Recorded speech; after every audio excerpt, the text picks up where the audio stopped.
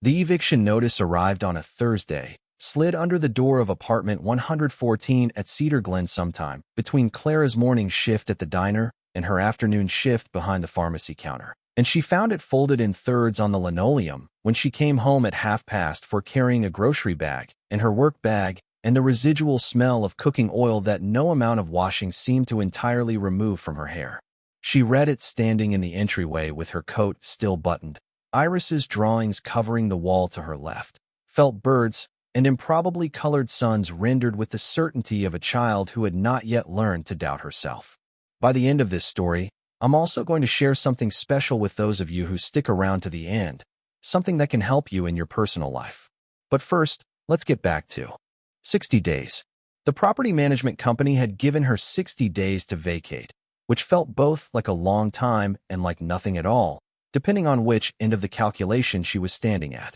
She read it twice, folded it along its original crease, and put it in the utility drawer beneath the defunct landline she'd kept paying for out of some habit she hadn't examined closely enough to break. Then she hung up her coat and unpacked the groceries. Pasta. A jar of sauce with 30 cents off on a yellow sticker. 2 chicken thighs from the discount bin at the back of the meat case, wrapped in butcher paper and marked down for quick sale. A bag of spinach that was still good for 2 more days if she worked fast. She filled a pot at the tap and set it on the back burner and told herself the tremor in her hands was cold from outside and nothing more, and went upstairs to collect her daughter from the neighbor's apartment.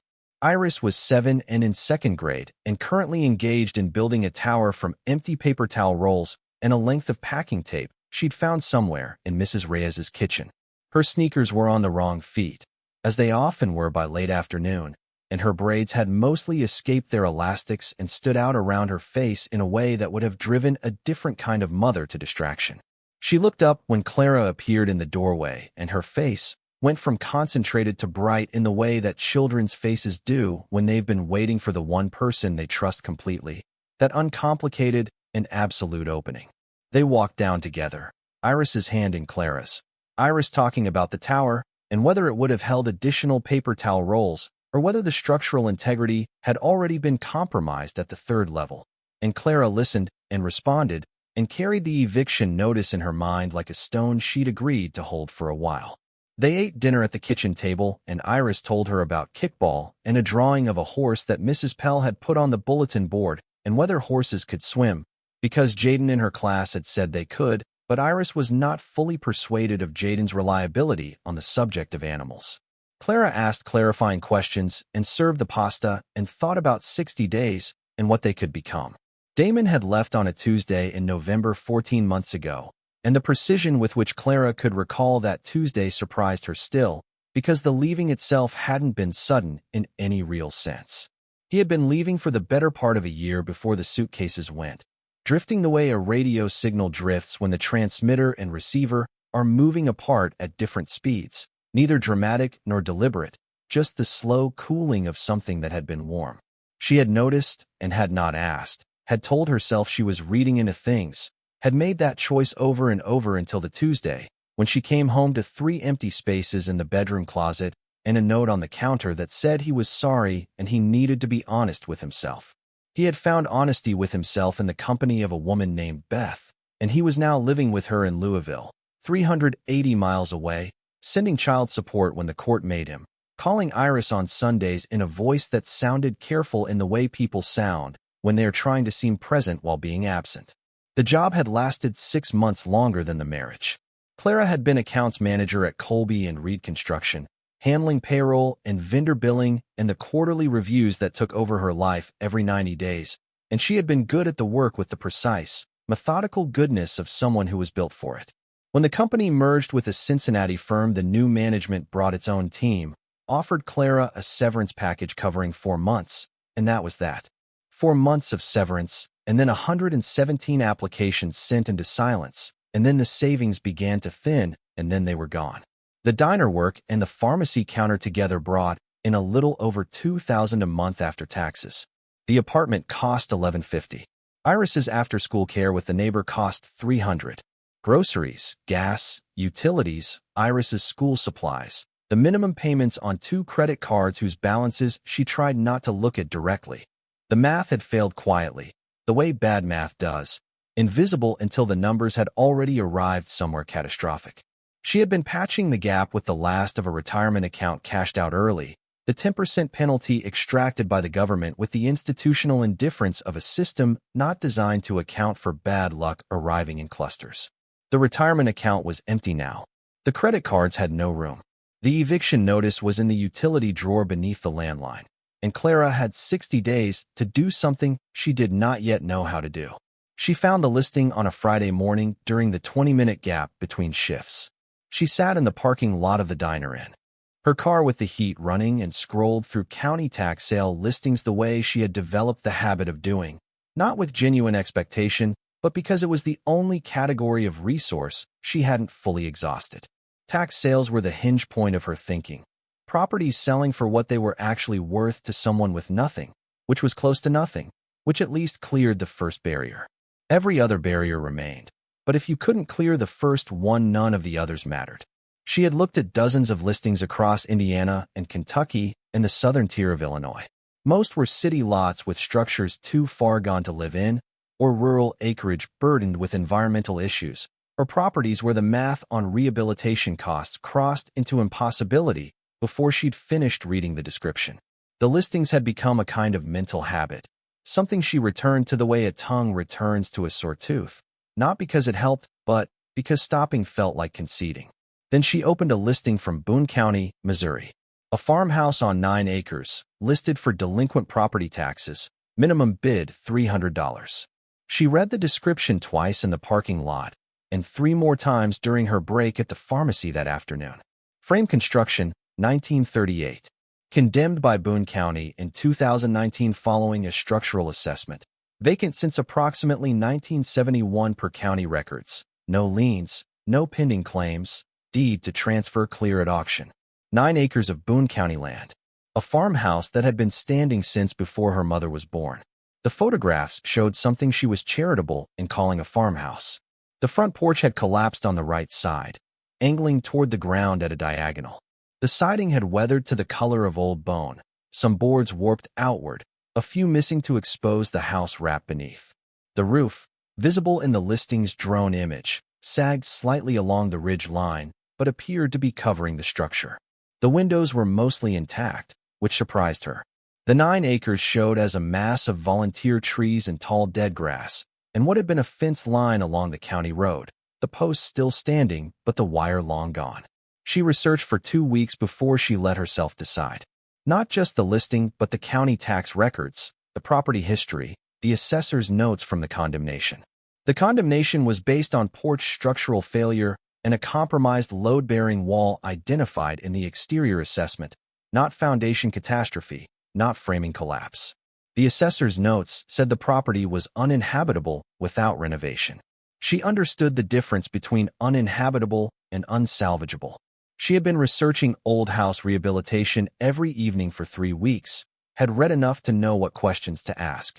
She called a contractor in Columbia, Missouri, without identifying herself or her interest, described the property from the county documents, and asked what rehabilitation would realistically cost to bring it to basic habitability.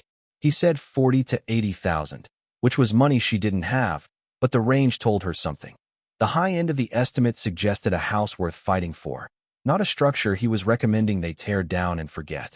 She asked what she could legally do herself without a license in Missouri. He listed the categories: framing, insulation, drywall, flooring, roofing. Plumbing and electrical required licensed contractors, but could be brought in for specific work. The math of sweat equity was different from the math of hired labor. She had been reading about that too.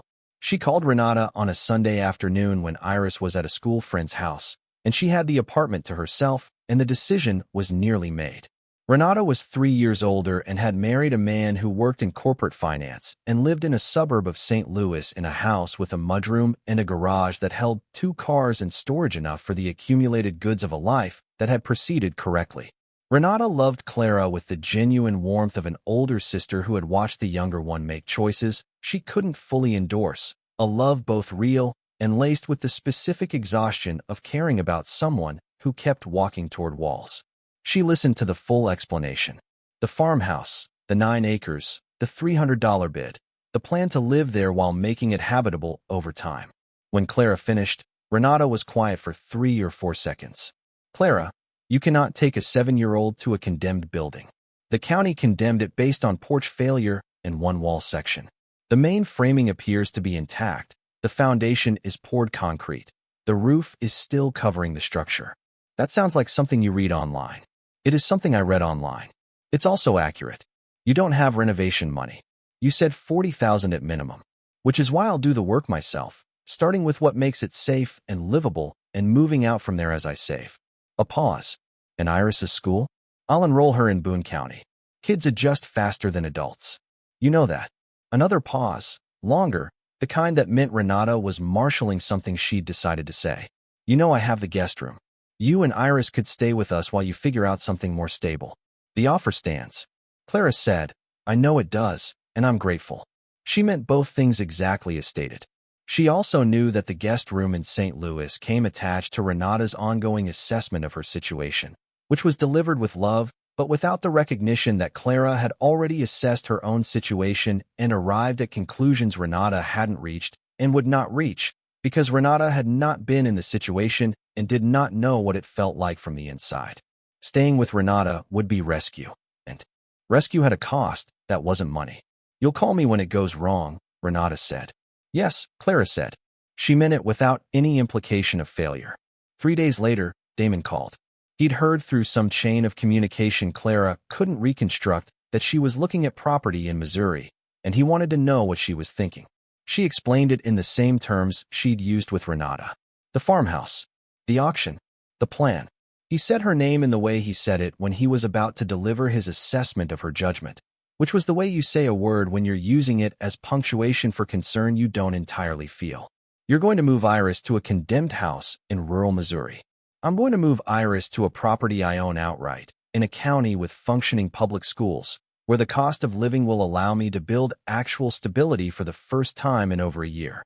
He was quiet. Then he said he could contest this arrangement, that if she was making decisions that put Iris's welfare at risk, there were legal avenues available to him. She had expected some version of this.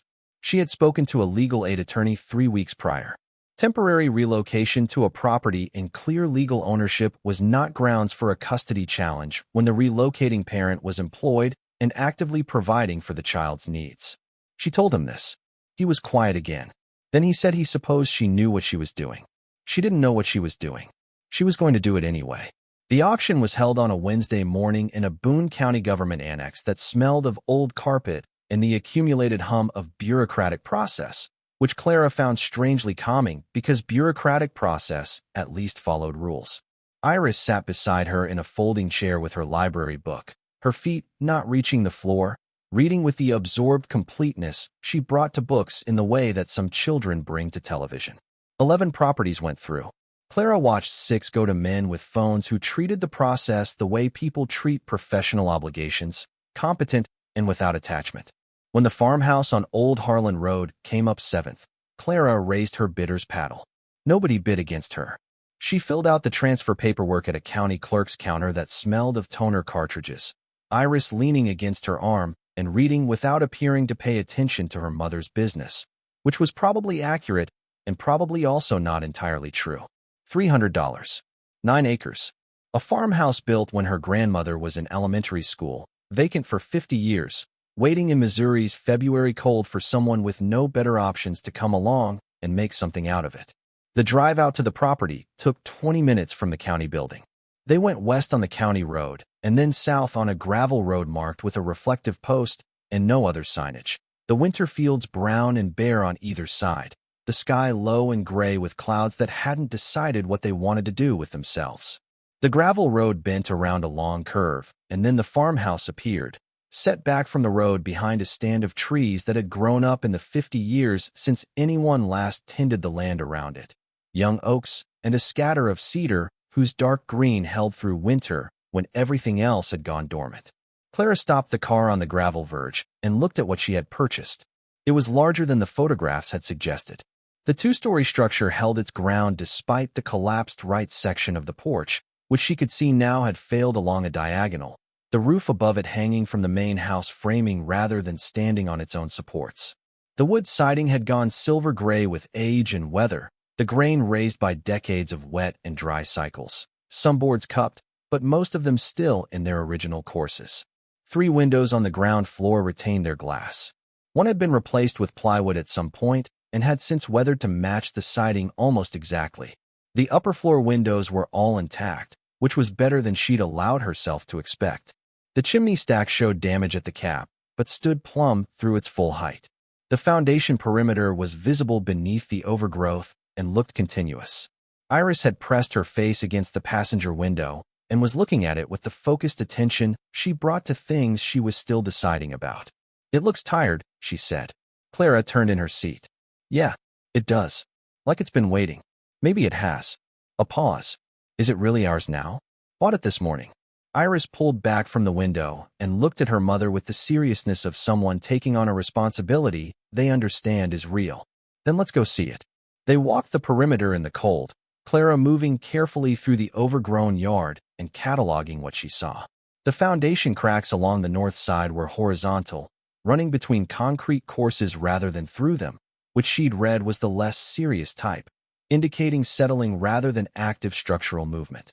The sill plate at grade level was soft in 2 places along that same wall, which meant moisture had gotten in at the base over decades, which meant rot in those framing members, which was a problem but not the kind that ended a building. The chimney had lost its cap courses and would need repair before any fire could safely be built, but the main stack was solid and plumb when she sighted up it from the base. The collapsed porch section, viewed from several angles, showed post-failure at the bases, the same moisture and rot problem. The roof section above pulled down diagonally, but the house framing behind it visibly undamaged. The front door had no hardware at all. The holes where the knob and deadbolt had been left as empty circles in the weathered wood. Clara pushed it inward with her shoulder and it moved, scraping at the jamb from 50 years of swelling and settling. And then it was open and the smell of the house came out to meet them. Old houses smell of time compressed. Every season that has moved through them since the last occupants left, settling into the wood and the plaster and whatever remained behind. This one smelled of dust and the sweetness of decaying paper and the sharpness of mouse. And beneath all of it something mineral that caught at the back of Clara's throat, faintly metallic, unlike anything she could immediately name. The entry room opened before them. Plaster walls cracked and fallen in sections, wide plank pine floors under decades of debris and plaster dust, and the husked wings of insects. A brick fireplace on the exterior wall, with its ceramic tile, surround somehow intact. A horsehair sofa with the fabric worn through on every armrest. A staircase on the right. A doorway to the left. And through the doorway, in the room beyond, a shape against the far wall that she couldn't immediately resolve in the dim winter light. Large and dark and massive in the way of furniture from an era that built things to outlast the people who commissioned them. Iris had gone directly to the fireplace and was crouching to examine the tile surround. "Blue flowers," she said, each one of them a little different. Clara crossed to the doorway and looked into the dining room. The shape resolved itself as her eyes adjusted. A roll-top desk, oak, 4 feet wide and 5 feet tall at least, with a matching pedestal unit on each side. The roll top closed and latched, the brass hardware tarnished but present and complete. It occupied the interior wall of the dining room with the gravitational authority of something placed there with intention. A dining table stood before it, 6 chairs arranged around it, 2 collapsed to the floor, but 4 still standing, all of them wearing the same thick coat of gray dust that covered everything else in the house. The desk, though? The desk had something the other furniture lacked. Even under 50 years of Missouri dust, it had not failed. It had not warped or cracked or surrendered its shape. Iris appeared at her side. "What is that?" "A roll-top desk. A very old one." Iris went to it without further comment. Children had instincts about certain objects, about things that were older and more complicated than they appeared, and Iris in particular, who had been reading since she was 4 and who approached problems with the focused intensity of someone taught by circumstance to pay close attention, went directly to the desk and began examining it the way she examined things, methodically, starting from the left and working right. She stopped at the second drawer on the right pedestal unit. "This one is different from the rest." Clara came closer. The drawer pull was round rather than oval, smaller in diameter, and beneath it a keyhole had been set into the drawer face. Every other drawer had a plain oval pull and no lock. This one was singular, and when Clara looked more carefully, she could see it was also set slightly deeper into the pedestal frame than the drawers around it, recessed by perhaps 1/4 of an inch in a way you might not notice without looking directly. Iris tried the pull gently, straight out, as she'd seen her mother open the other drawers. It didn't yield. She tried pressing it inward before pulling. Still nothing. She withdrew her hand without forcing it. Can we find the key somewhere in the house? Probably. Old houses tend to keep things. Well, look. They moved through the rest of the rooms. The kitchen had been stripped of appliances, the cabinet fronts hanging open, the floor ghosted with the shapes of things that had stood there once.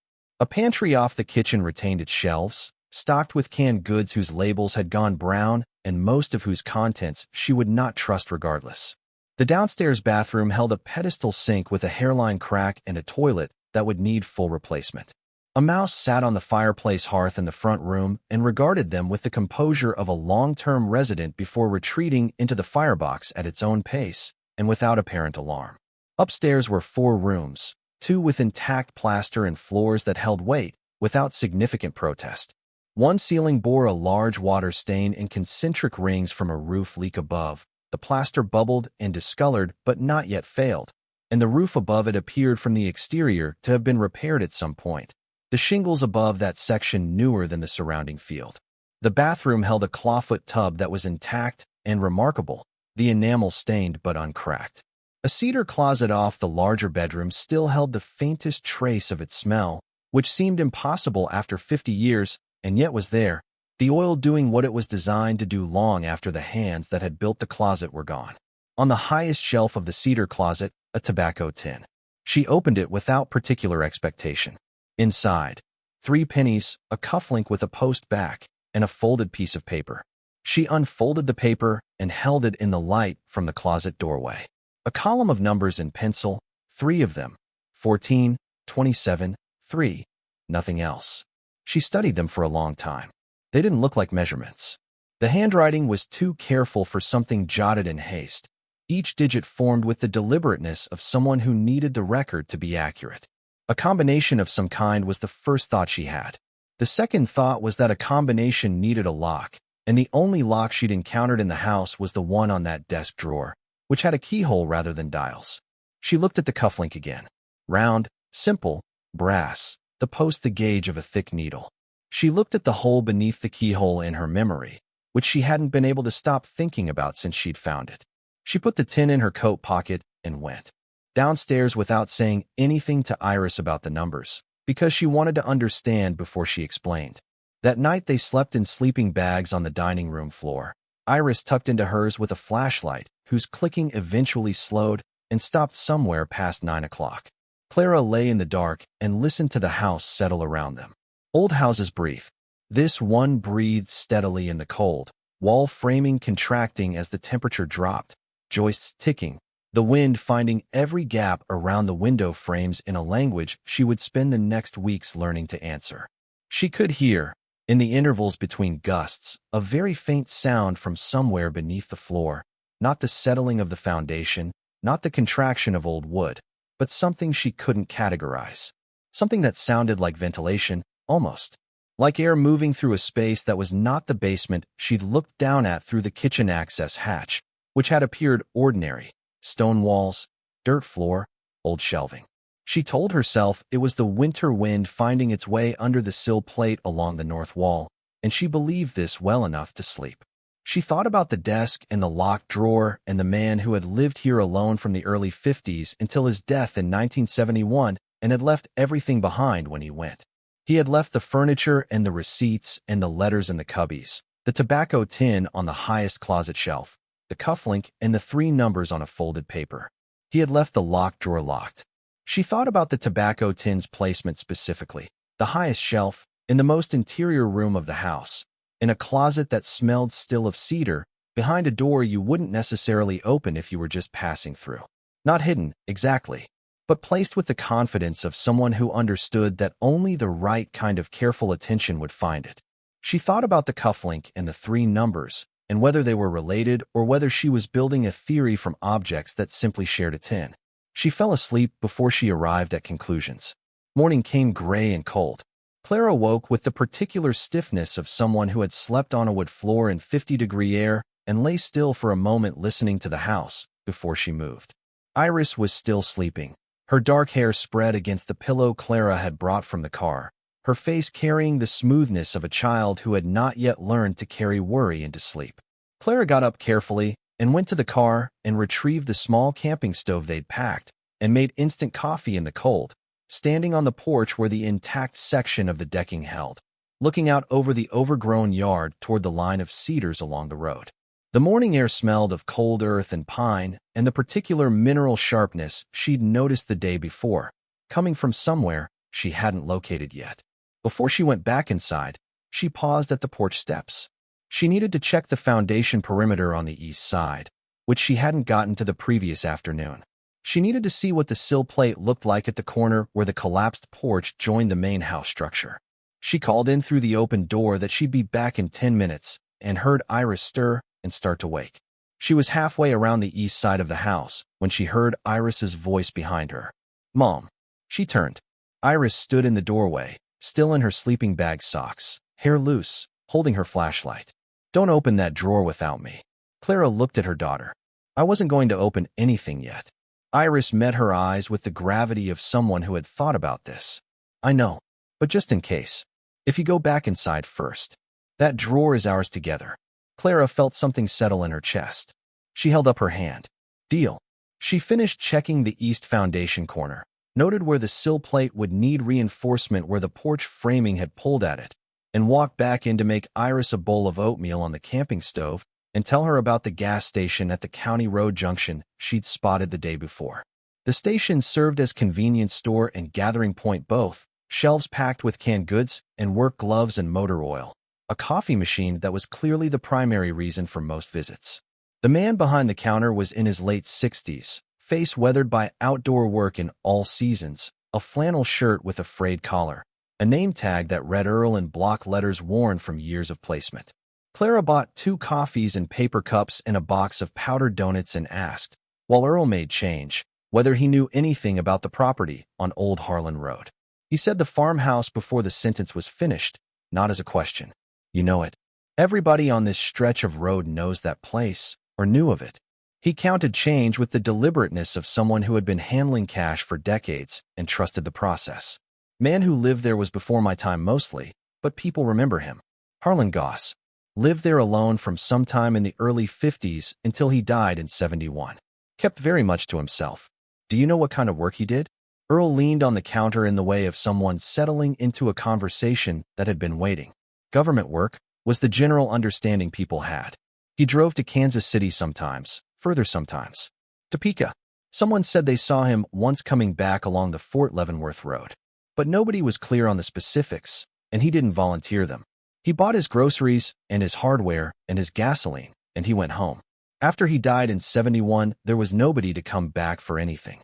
He had no family anyone knew of. County eventually took the property for taxes. He paused, and Clara could see him deciding about something, running some internal calculation about how much to say. "You bought that place?" "Yesterday." Earl looked at her with an expression that was neutral on the surface and occupied underneath. He picked up a cloth and wiped the counter. "First thing you'll notice is that big desk in the dining room." Clara set down her coffee cup. "How do you know about the desk?" "My father helped move it in. Must have been 1952, early 1953 at the latest. He was doing some exterior painting work for Goss at the time, and Goss hired him and 3 other men to carry the desk from a truck into the house. Said it took all 4 of them working carefully and Goss standing in the doorway directing precisely where each step should land." Earl shook his head slowly. "My father said Goss was particular about where it went. Couldn't go against any outside wall. Had to be in an interior room, away from windows, away from exterior walls on all sides. That's unusual for a piece of furniture. My father thought so. He asked Goss why. Goss told him the desk was sensitive to temperature changes, that extreme cold or damp would damage what was inside it." Earl was quiet for a moment. "My father thought that was strange, because furniture doesn't usually require that kind of accommodation. But Harlan Goss wasn't a man you pressed for explanations when he'd already given one. Clara waited. He said something else. About the desk. Before we find out what happened next in the story, I want to take a brief moment to speak directly to anyone watching who might be going through their own sudden, overwhelming transition. If you are navigating a bitter divorce, the loss of a spouse, or a financial shock, you know the hardest part isn't just the money. It's not knowing what to do first. That is exactly why we created the Phoenix Blueprint. It is a practical, step-by-step guide for starting over. It doesn't have fluffy affirmations or vision boards. It is a tactical survival manual. It gives you the exact checklist for the first 48 hours, including the one rule you must follow. Do not make any decision you cannot reverse.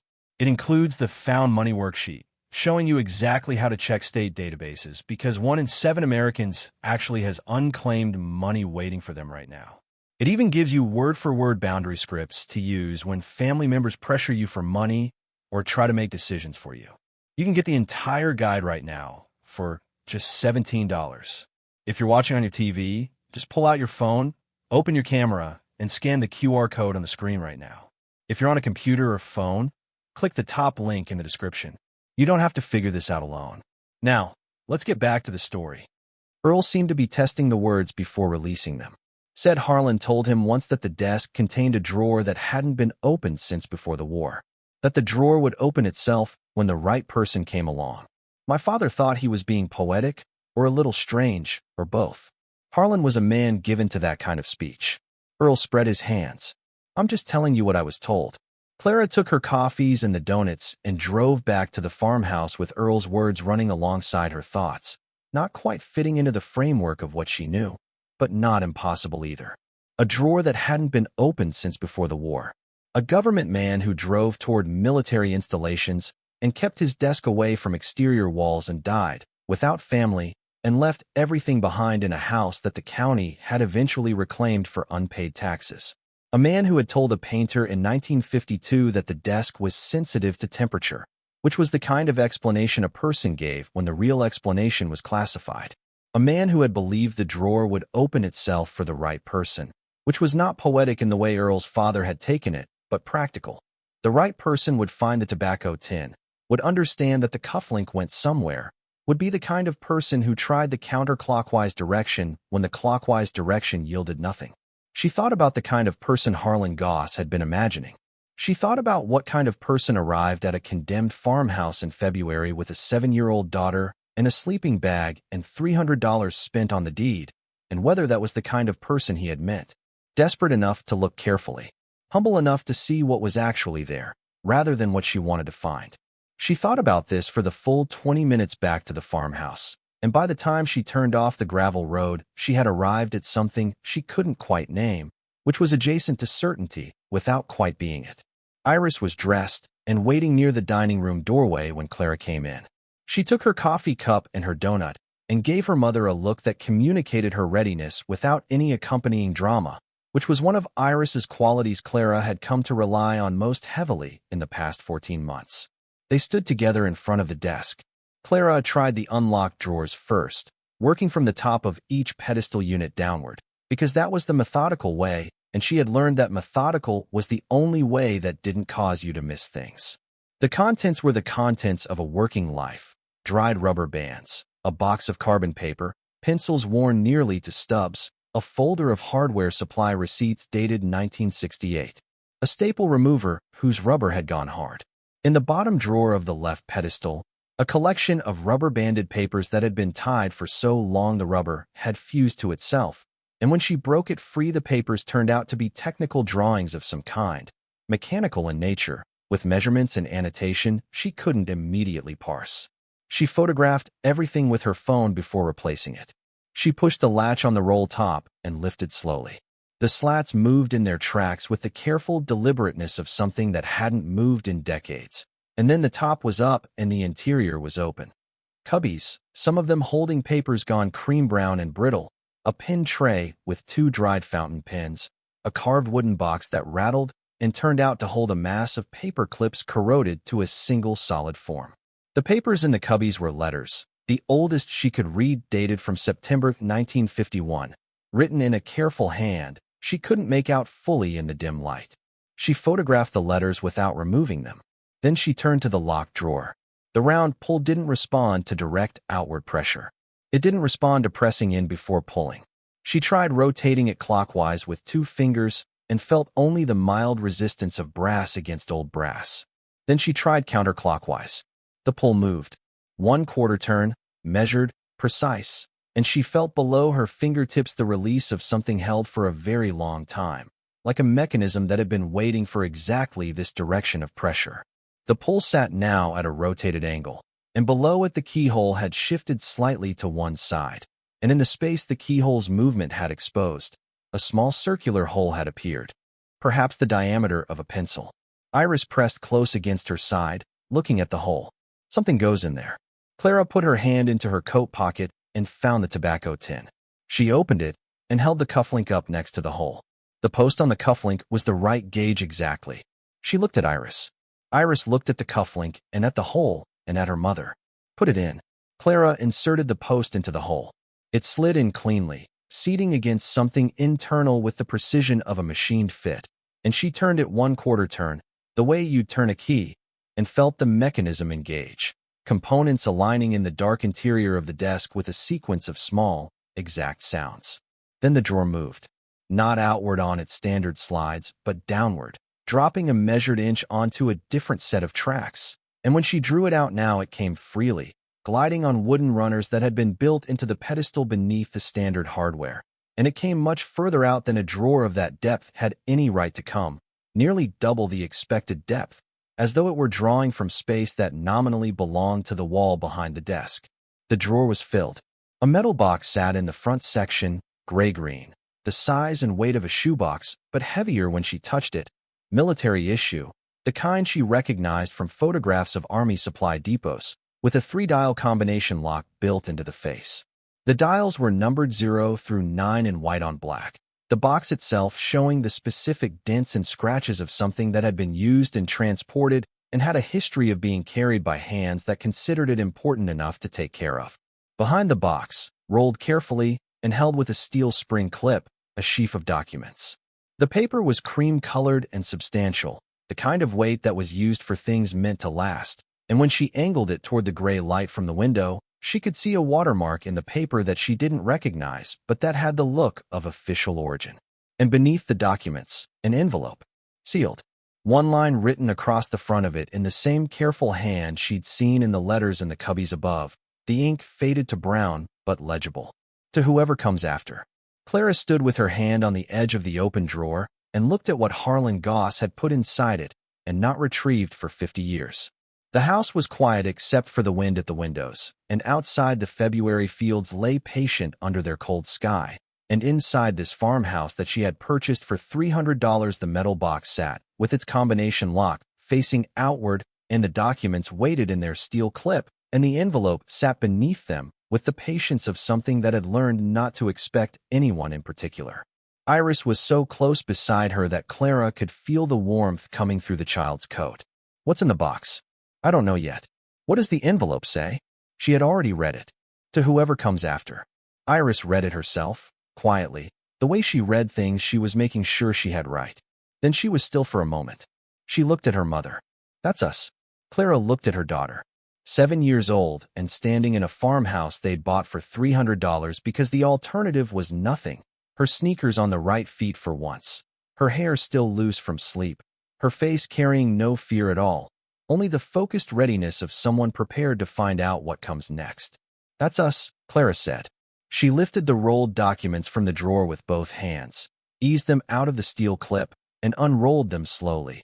The paper stiff but whole, the edges clean and unfrayed.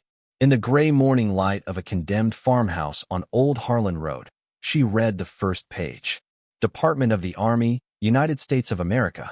The letterhead was spare and official, printed with the gravity of an institution that believed in its own permanence. Dated September 12, 1953. Below the letterhead, a classification stamp in red ink, faded across 70 years, but legible still. Confidential. Below that, in the formal language of official correspondence, a subject line that her eyes moved over twice before the words fully assembled themselves into meaning. Contract of compensation. Signals Research and Development Project 7741, C. Civilian Contractor, Harlan Emery Goss. Article I.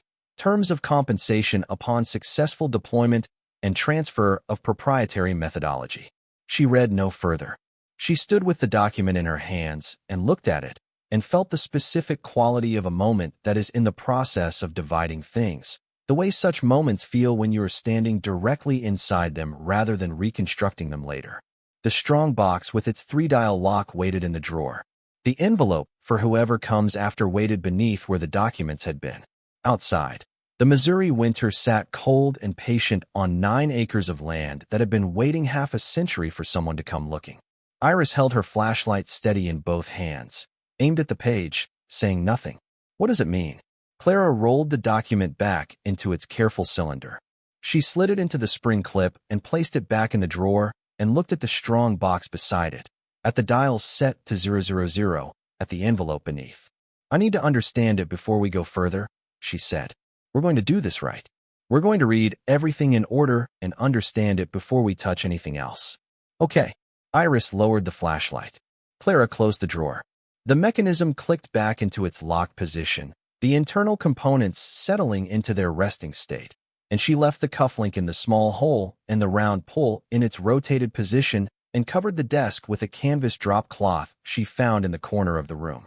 Then she went to the kitchen, where the drafts came through the baseboards and the morning light came in gray and flat through the warped window glass, and she stood looking out at the overgrown yard toward the cedar trees at the road, thinking about a man named Harlan Goss who had lived here alone for 20 years and had driven toward military installations and had built a drawer that required a cufflink from a tobacco tin hidden on a high closet shelf to open it, and who had left a sealed envelope for whoever came after.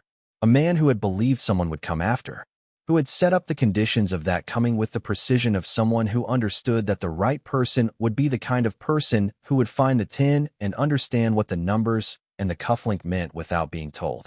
A person who would be desperate enough to buy a condemned farmhouse in Missouri for $300 and have no better option than to make it work. A person, perhaps, who would be humble enough to see what was actually there. 9 acres. $300. A document dated September 1953 with a classification stamp she could still read across 70 years. And 9 acres of Boone County land that held, she was increasingly certain, considerably more than the county assessor had ever thought to look for. Clara turned from the window and looked at her daughter, who was sitting at the dusty dining room table with her library book, reading in the flat winter light with the composure of a child who had learned to wait for the things that mattered. We need to go into town, Clara said. There's a library with internet access, and we have some reading to do. We need to find out exactly what Signals Research Project 7741C was. Iris closed her book and stood up. And then what? Then we figure out what we're holding and who we need to talk to. She picked up the tobacco tin and put it back in her coat pocket, cufflink and all. She looked at the canvas-covered desk one more time. Whatever Harlan Goss had signed in 1953, whatever contract of compensation meant in the language of the Army in that year, whatever had been put in that strong box and sealed in that envelope and hidden in that drawer against the day when the right person arrived, it had waited 50 years already. It could wait a few more hours while she learned enough to understand what she was looking at. She took her daughter's hand and walked out into the cold Missouri morning, the farmhouse at their backs, 9 acres of winter-brown land stretching away from them in all directions, the cedar trees along the road dark green in the flat gray light, the volunteer oaks bare and patient. She thought about Earl's father carrying one corner of that desk through a door with 3 other men, while Harlan Goss stood in the entryway, directing each step. She thought about what a man protects when he builds a drawer that requires 2 stages to open, that requires a key hidden in one part of the house and a cufflink hidden in another, that requires the person approaching it to work through the problem rather than simply being given the answer. She thought about the word compensation in the subject line of the document, and about the word successful, and about the phrase upon deployment and transfer of proprietary methodology, which was language she would need to understand before she could understand anything else about what Harlan Goss had been owed and why he had apparently never collected it. She thought about the envelope. To whoever comes after. Not to my heir, not to my family, because there was no heir and no family. To whoever. The acknowledgement that the person who found the drawer might be a stranger, might be someone who arrived 50 or 70 years after the fact with no connection to the man who had built the hiding place. The acknowledgement that this was acceptable, that the right kind of person, regardless of relation, was the right kind of person. She didn't know yet whether she was that person. She knew she was going to find out. 9 acres. $300. A document dated September 1953 with a classification stamp she could still read across 70 years. And 9 acres of Boone County land that held, she was increasingly certain, considerably more than the county assessor had ever thought to look for. Clara turned from the window and looked at her daughter, who was sitting at the dusty dining room table with her library book, reading in the flat winter light with the composure of a child who had learned to wait for the things that mattered. "We need to go into town," Clara said. "There's a library with internet access, and we have some reading to do. We need to find out exactly what Signals Research Project 7741C was." Iris closed her book and stood up. "And then what?" "Then we figure out what we're holding and who we need to talk to." She picked up the tobacco tin and put it back in her coat pocket, cufflink and all. She looked at the canvas-covered desk one more time. Whatever Harlan Goss had signed in 1953, whatever contract of compensation meant in the language of the Army in that year, whatever had been put in that strong box and sealed in that envelope and hidden in that drawer against the day when the right person arrived, it had waited 50 years already. It could wait a few more hours while she learned enough to understand what she was looking at. She took her daughter's hand and walked out into the cold Missouri morning, the farmhouse at their backs, the locked drawers sitting still and patient in the dark of the roll-top desk, keeping its 50-year-old secret for one more day. The Hallsville Public Library was a single-story brick building on the main street, 3 miles from the farmhouse, and the woman at the reference desk looked up when Clara and Iris came in with the half-attention of someone who knew most of her regular patrons by sight and was registering an unfamiliar pair. Iris went directly to the children's corner with the focused efficiency of a child who knew what a library was for, and Clara settled at one of the 4 public computer terminals along the back wall with her notebook open and her phone beside her, holding the photographs of every page she had been able to see so far. She started with the project number. Signals Research and Development Project 7741C. The search returned nothing useful. A few academic citations on declassified Cold War research, none of which named 7741C specifically. She tried variations. Project 7741, Signals Project 7741, Army Signal Corps 7741, Department of the Army 7741. Nothing came back that connected. She tried Harlan Emery Goss.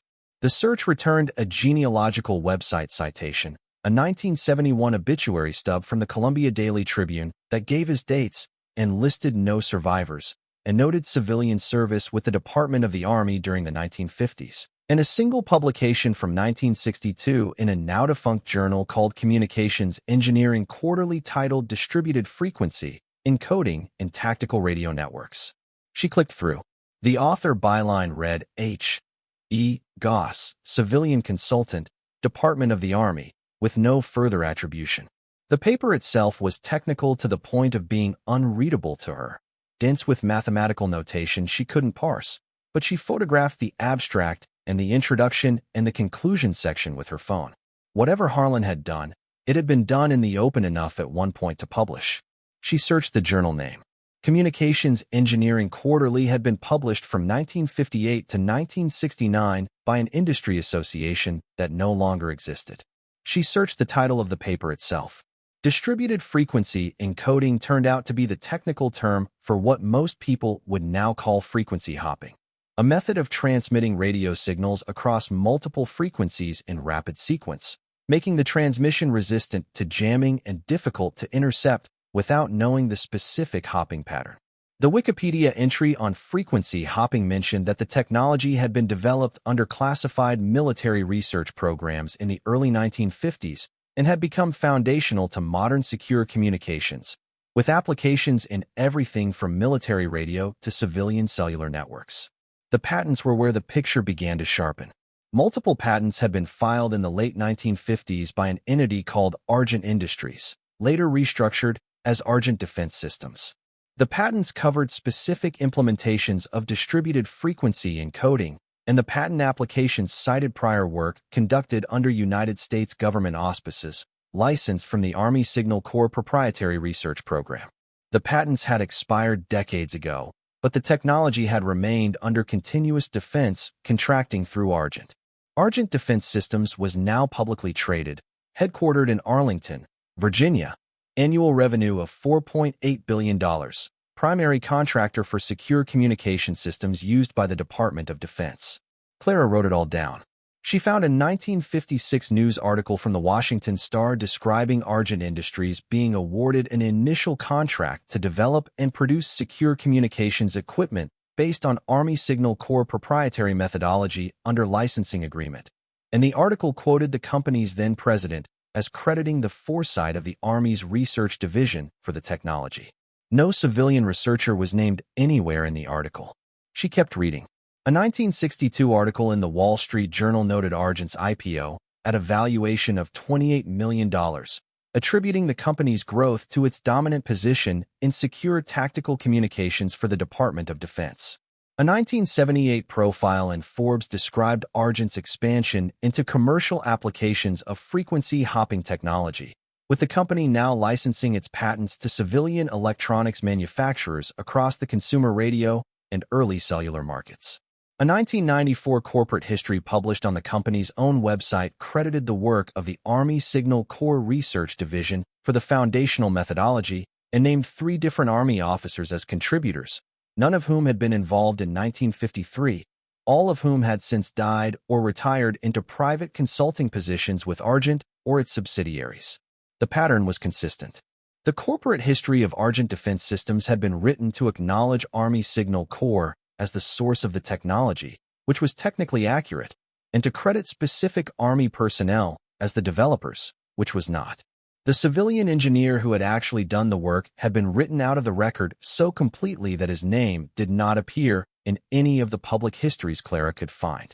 She read the article 3 times, and then sat back from the terminal and looked at the ceiling tiles of the Hallsville Public Library and felt the specific stillness of someone who had just understood the structure of something that had been hidden in plain sight for 70 years. Harlan Goss had developed the methodology. The Army had taken it. The Army had licensed it to Argent. Argent had built a company on it. And Harlan Goss had died in 1971 in a Missouri farmhouse with the original contract documents locked in a desk drawer because someone in the Army's legal division had decided that crediting him publicly was inconvenient and paying him was expensive. Iris appeared at her elbow with a book about World War II codebreakers, which she had selected for reasons that were probably not coincidental. Is that what Harlan did? Something like it. Different war. Same general idea. Iris considered this. She slid the book onto the desk and looked at the screen. Did the Army owe him money? That's what I'm trying to find out. Iris was quiet for a moment. Then she said, in the careful voice she used when she was raising something she wasn't sure she was supposed to know. Are we in trouble? Clara turned in the chair to look at her daughter directly. We are not in trouble. We have something complicated and we need to understand it. That's different from trouble. Iris seemed to accept this. She tucked the Codebreaker's book under her arm and went back to the children's corner. Clara watched her go and felt the weight of being the parent in possession of information her child could see the shape of without yet understanding the contours. She printed 3 articles, paid 40 cents at the desk, and they drove back to the farmhouse in the late afternoon light. The clouds had lifted briefly, and the winter sun came in low and gold across the brown fields, casting long shadows from the line of cedars along the gravel road and making the silver gray of the farmhouse siding look, for a moment, almost warm. Inside, Clara built up the small fire in the dining room fireplace she had cleared the day before and made tea on the camping stove and arranged the photographs and the printed articles and her notebook on the dining room table. Iris sat at the table with a granola bar and her Codebreaker's book and watched her mother work without interrupting, which was one of the qualities Clara most relied on in her daughter, the ability to be present without demanding the foreground. She rotated the round pole counterclockwise. She inserted the cufflink and turned it. The drawer dropped onto its lower track and slid free. She took out the rolled documents and unrolled them on the dining room table, weighting the corners with the tobacco tin and her coffee mug and the codebreaker's book in her phone, and she read them in order, slowly, from the first page to the last. The contract was 4 pages. The first page named Harlan Emery Goss as civilian consulting engineer, contracted to the Army Signal Corps for the development of what the document referred to as Advanced Tactical Communications Methodology, specifically distributed frequency encoding systems, with the work to be performed under classification restriction. Article 1 established compensation, $2,100,000 upon successful deployment of the methodology in operational military units, plus a royalty of 3% of gross revenues from any subsequent commercial licensing of the technology by the Department of the Army or its authorized contractors, payable in perpetuity to Harlan E. Goss and his designated heirs. Article 2 established intellectual property terms. The methodology would remain the property of Harlan Goss, with the Army receiving an exclusive irrevocable license for military application and the right to authorize commercial licensing under royalty terms set forth in Article 1. Article 3 established classification. The existence of the contract and the identity of the civilian contractor would remain classified at the discretion of the Army's Research Division. Article 4 provided for dispute resolution through Army administrative channels. The signatures on the 4th page were original ink, slightly faded but clear. Harlan Emery Goss in the same hand she had seen on the letters in the cubbies and the envelope on the desk. Major General Robert F. Halverson, Chief, Army Signal Research Division. A notary stamp. A witness signature she couldn't quite make out. Clara photographed every page. Then she lifted the envelope from the drawer and brought it to the table. To whoever comes after. She turned it over carefully. The seal was the original adhesive, dried to brittle, and the envelope opened with a soft tearing along one edge that suggested the glue had aged but not failed entirely. Inside, a letter, for pages, handwritten on the same cream-colored paper as the contract, dated May 14, 1971. She read it in a quiet voice with Iris listening from across the table. To whoever finds this, if you are reading these words, I am gone, and the desk and the house and the land have come to you by some path I cannot foresee. I will be brief, because brevity is what I have time for now and what you will appreciate when you understand what I am telling you. In the spring of 1952, I was approached by representatives of the United States Army Signal Corps regarding work I had published as a graduate student on the theoretical basis of distributed frequency encoding in radio communications.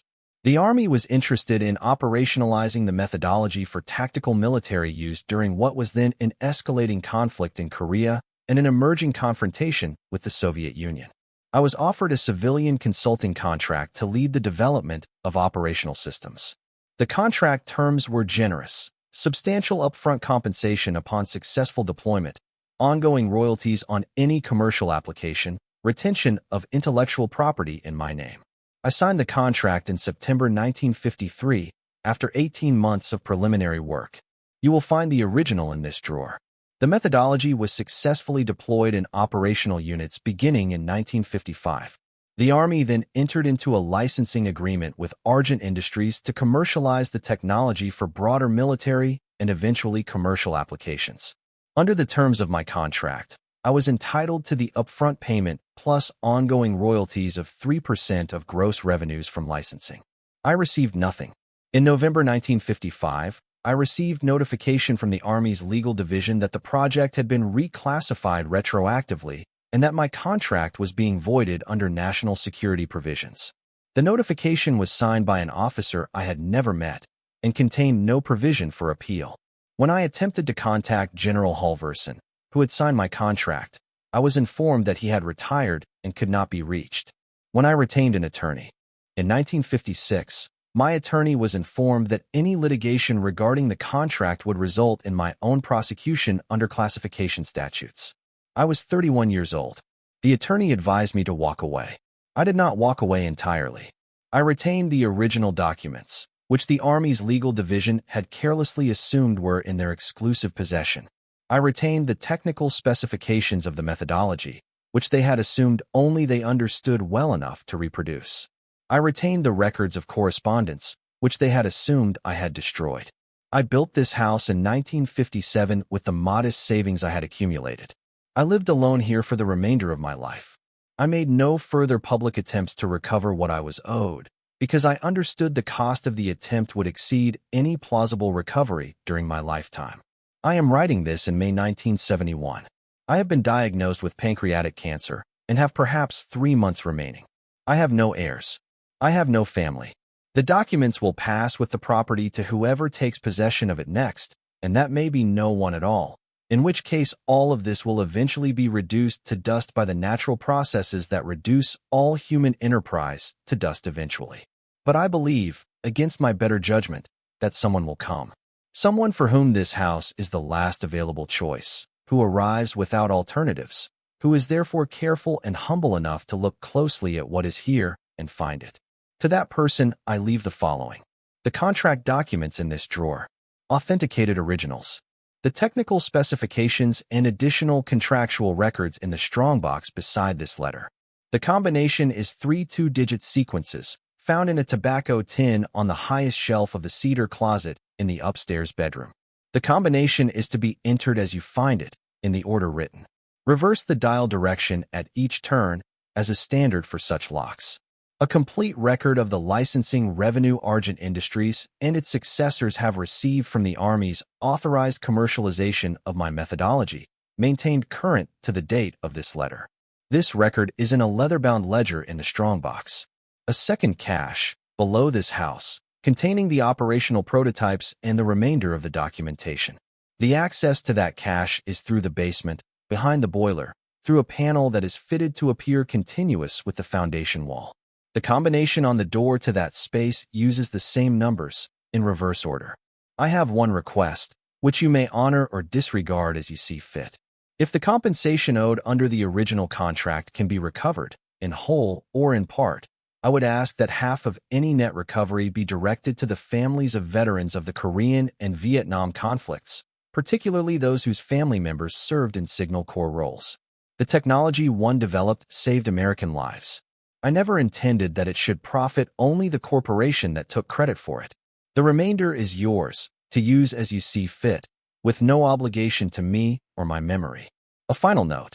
I have reason to believe that Argent Defense Systems, the present corporate successor to Argent Industries, will become aware of the existence of these documents within days of any attempt to authenticate them through formal channels. Argent's continued profit margins depend on the continuation of the Army's licensing arrangement, which my documents could, in the right legal hands, void retroactively and recover damages against. I do not know how Argent will respond. I suspect it will not be welcoming. I urge you to retain competent legal counsel before proceeding, and to make multiple copies of every document, and to be prepared for difficulty. If you have read this far, you are already the kind of person I imagined. You are welcome to this. I am sorry it has come to you in this way. The land is good. The house is solid. The work I did was worth doing. Whatever else is true, you may know that what you are holding represents a debt that should have been paid 70 years ago. Yours in the trust of strangers, Harlan Emery Goss, May 14, 1971. Clara finished reading and set the letter on the table and sat for a long moment looking at the handwriting that had waited 53 years for her to read it. Iris was very still across the table. He left it to us, Iris said. To whoever came after. We're the ones who came. Iris considered the contract on the table and the letter beside it and her mother's face. Are we going to do what he asked? About the veterans' families? Yes, without hesitating. Clara looked at her daughter. He said it wasn't an obligation, but it's what I want to do. Iris nodded once, slowly, the way she did when she was filing something away with the seriousness it deserved. The combination for the strongbox waited beneath the letter, in the language Harlan had used, 3 two-digit sequences, found in a tobacco tin. The numbers Clara had read in the closet doorway the day before. 14, 27, 3. She moved the strongbox to the dining room table and set it under the gold light from the table lamp Iris had brought from the car. Hold the flashlight for me. Iris did. Clara turned the first dial to 14, going clockwise as the dial was set to do, then reversed direction and turned to 27, then reversed again to 3. She felt the internal tumblers align with the same machine precision she had felt in the drawer mechanism, and the lock released. She lifted the lid. The contents were arranged with the same care Harlan had brought to everything else in the house. On the top, wrapped in oilcloth, a device the size of a paperback book, gray-green metal, the case stamped with a serial number and a date, 1955. She lifted it carefully. It had the weight of something built when things were built to last, when components had been machined rather than molded. A row of small dials. Along one face. An antenna point. A battery compartment, empty now, the contacts oxidized but visible. The prototype, the operational unit, the physical proof of what the documents described. Beneath the device, in a steel envelope, the technical specifications. Pages of dense mathematical notation and circuit diagrams and frequency tables. The methodology rendered in the language only the original designer could have produced. Beneath the specifications, the leather-bound ledger Harlan had mentioned. Clara opened it carefully. The pages were ruled, the entries handwritten in Harlan's careful script, organized by year. Each year showed the Army's reported licensing revenue from Argent Industries, then Argent Defense Systems, then the various subsidiary entities that had been formed and dissolved over the decades. Beside each annual revenue figure, Harlan had calculated the 3% royalty he was owed. At the bottom of each year's entry, a running total of unpaid compensation. The ledger ran from 1955 to 1971. The last entry, in Harlan's hand, was dated April 30th, 1971. The cumulative unpaid compensation as of that date was $640,000 in 1971 dollars. Clara closed the ledger and sat with her hand resting on the cover. Iris had been watching her face. Is that a lot of money? In 1971 dollars, yes. Substantial. Adjusted for inflation, it would be larger still. And there are 53 additional years of licensing revenue that aren't recorded in this ledger. Harlan died before he could record them. How much would that be? I don't know yet. A lot. Clara stood up. She needed to see the rest. She needed to see what Harlan had hidden in the basement, behind the boiler, behind the fitted panel that appeared continuous with the foundation wall. She lit the larger flashlight and took Iris's hand, and they went together down the kitchen stairs to the basement she had looked into briefly the day before. The basement was what basements in old farmhouses are, stone walls below grade, a dirt floor with concrete poured in irregular patches, the cold dampness all such spaces hold even in dry conditions. The boiler stood in the southeast corner, an old oil-fired unit long since disconnected, the fuel line cut and capped. Behind the boiler, the foundation wall continued, fitted stone for the first 3 feet, and then concrete block above that, the same construction she had seen on the rest of the perimeter from outside. She looked at the wall carefully. The fitted stone was continuous, except along one section. A panel perhaps 18 inches wide, where the stones were a slightly different color. Not different by much, but different. The mortar joints were also slightly different in their pattern, the work less weathered, the lines a little too regular for stonework that had been laid in 1957. She moved the boiler. It was lighter than she had expected, the fuel tank long since empty, and it slid sideways on the concrete patch with a low scraping sound that filled the basement and faded into the cold air. Behind the boiler, the 18-inch section of wall was now fully visible. Clara ran her hand along the edges. The fit was good, but not perfect. There was a hairline gap along one side where the panel met the surrounding stone. She pressed against the panel and felt it give slightly. She found the catch on the bottom edge, a small steel pin recessed into the panel face, and when she pressed it, the panel released and swung outward on hinges concealed within the stone. Behind the panel, a steel door, the kind of door used for industrial vaults. A combination dial set into the face. 3 dials, the numbers set to 000. She tried the combination Harlan had given her in reverse, 3, 27, 14. Reverse direction at each turn. The door released with a low metallic click that vibrated up through her hand. She pulled it open. Beyond the door was a room. Not a closet. Not a small cache. A fitted room, perhaps 8 feet by 10 feet, lined floor to ceiling with steel shelving. The walls painted military gray. A ventilation pipe running along the ceiling and through the back wall toward what Clara now understood was the source of the faint sound she had heard her first night in the house. The room was dry. The air was cool, but not damp. Whatever ventilation system Harlan had built was still functioning, 53 years after he died, drawing the moisture out and keeping the contents stable. The shelves were full. Boxes of documents, organized by year, labeled in Harlan's careful hand.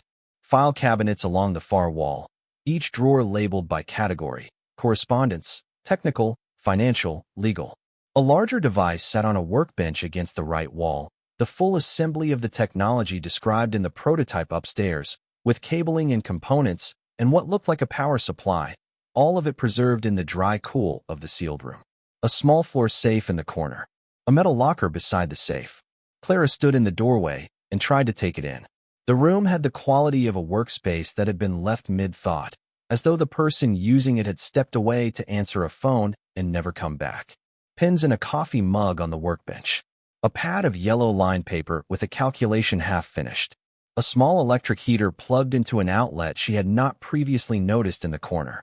The outlet meant the room had been wired into the farmhouse's electrical system at some point, which meant a continuous power feed from above, which meant the ventilation system she had heard from her sleeping bag the first night was running on actual electricity and not on convection alone.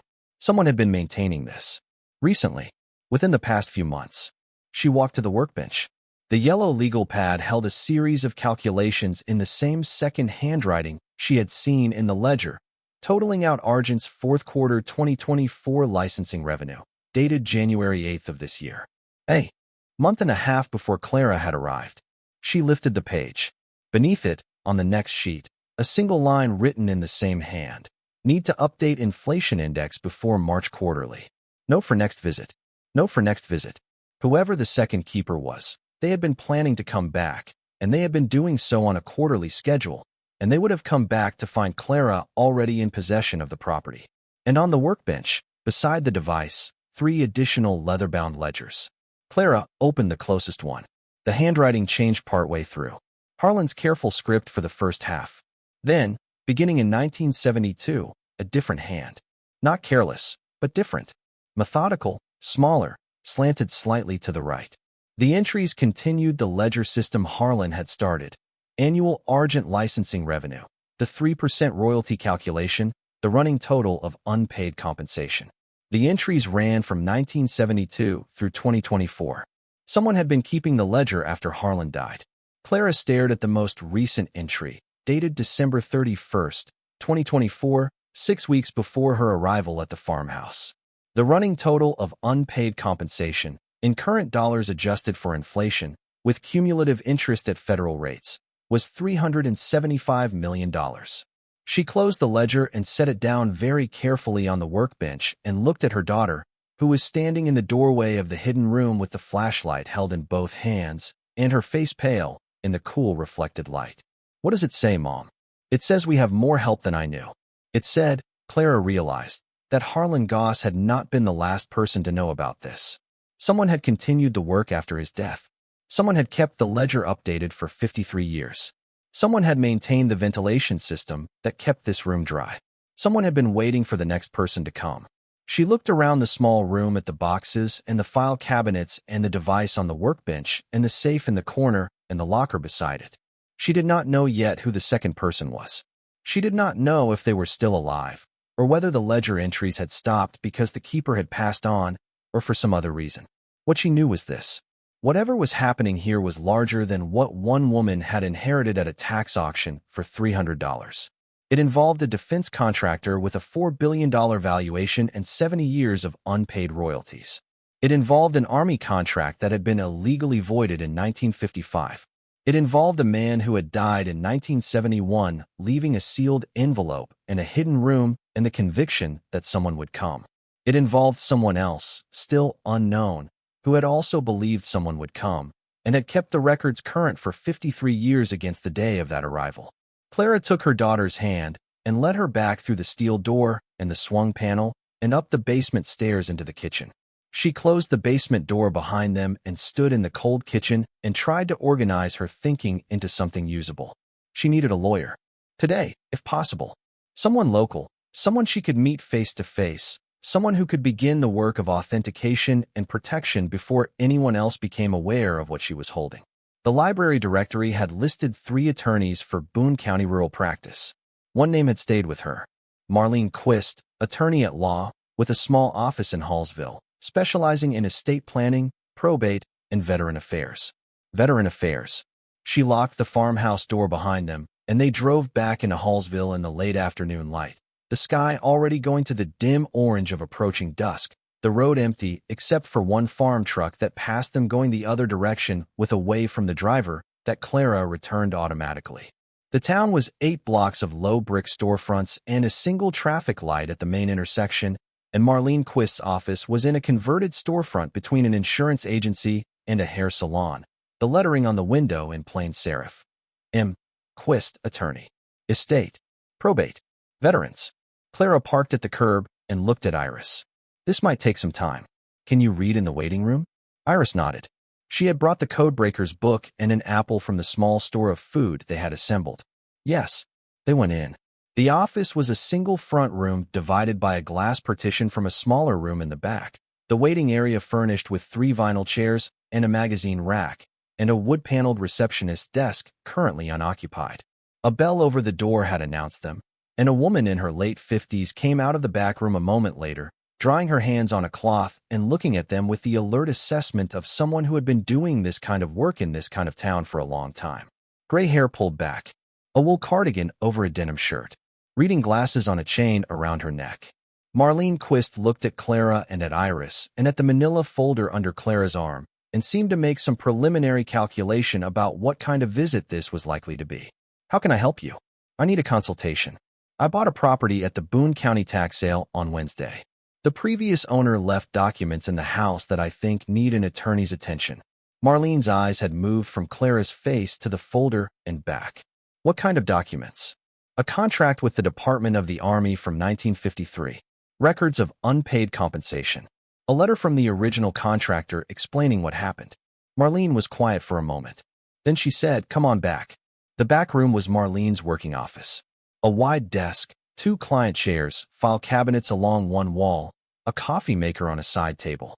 Marlene gestured to one of the chairs, and Iris settled in the other with her book, and Clara sat with the folder in her lap and began, in the order she had worked out on the drive over, to explain. She left out specific numbers. She left out the basement room.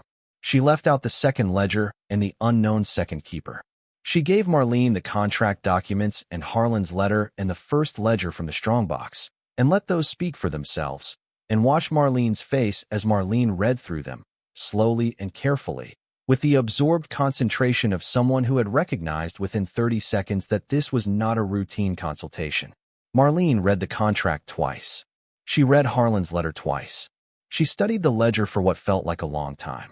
When she finally looked up, her expression had moved through several stages, professional caution to focused attention to something harder to name.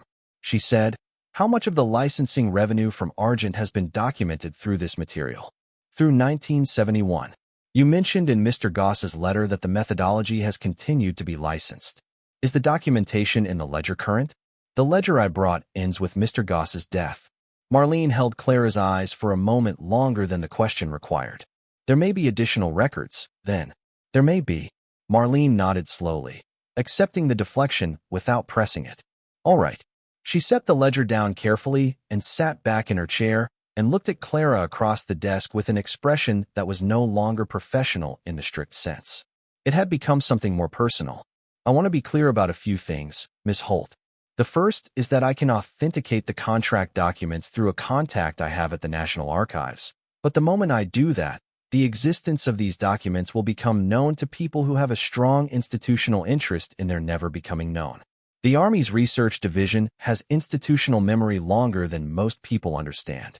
And Argent Defense Systems has a legal department whose entire job is to prevent claims exactly like this one. I understand. The second thing is that the original contractor, Mr. Goss, was prescient about Argent's likely response. They will not be welcoming. They will not be polite, at least not in the way most people understand politeness. They will offer you money to make this go away, and the offer will be substantial enough to seem generous and small enough to represent a fraction of 1% of what they have actually taken. They will threaten litigation that would consume more in legal fees than most people see in a lifetime. They may attempt to suggest that you obtained the documents improperly. They will not be subtle about any of it. Clara nodded. The third thing is that I will take this case. I will not charge you anything up front. I will work it on contingency, 20% of any net recovery, which is below the standard rate because of the public interest involved and because of how Mr. Goss apparently wished any recovery to be allocated. I will require complete cooperation and complete documentation, which I can see you are prepared to provide. And I will require you to understand that this will take time and that things may become difficult before they become resolved. I understand. Marlene looked at her for a moment longer. Why are you doing this? Marlene asked.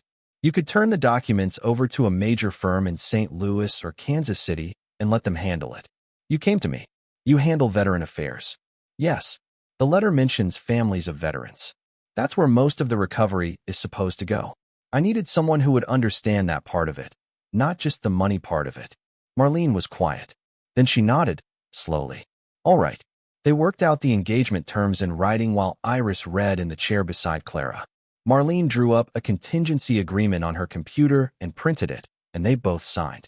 Marlene took the contract documents and the letter and the first ledger and made photocopies on her office machine and handed the originals back to Clara, kept the copies for her own file. She wrote down a list of things she would do in the next 24 hours. Contact the National Archives for authentication review. File preliminary records of inquiry with the Department of the Army's Office of Historical Preservation. Draft a letter of notification to Argent Defense Systems Legal Department. She paused at the last item. Once that letter goes out, the game changes. I would recommend we wait 48 hours before sending it, so that the authentication is in process and we have at least preliminary confirmation from the archives. Are you in agreement? Yes. Marlene wrote it down. She looked up. One more thing. The second ledger keeper. The person who continued the records after Mr. Goss's death. Do you have any idea who that might be? I haven't said there was one. Marlene held her eyes. You haven't said there wasn't. Either way, it would be useful to know. I'll see what I can find out. They drove back to the farmhouse in full dusk, the sky going purple along the western horizon. The gravel road empty except for the occasional reflective post catching the headlight glow. Clara was halfway around the long bend before the farmhouse came into view when she saw the car. A dark sedan, parked on the gravel verge 50 yards before the farmhouse driveway. Engine off. No lights. A single figure visible in the driver's seat, watching the road. She kept driving. She did not slow down. She passed the sedan without turning her head and continued past her own driveway, around the next bend, half a mile down the gravel road to the next farm's mailbox. She turned around in their driveway and drove back. By the time she reached the bend where the sedan had been parked, it was gone. She turned into her own driveway and parked close to the farmhouse and got Iris and went inside quickly, locking the front door behind her with the new deadbolt she had installed that morning. She walked through every room with the flashlight, checking that nothing had been disturbed. Nothing had been. But on the front porch, when she came back out to bring in the last of their supplies from the car, there was a business card she had not put there. She picked it up. Heavy stock, ivory cream. Engraved black lettering. David Crane. Heritage Preservation Society. A phone number with a Virginia area code.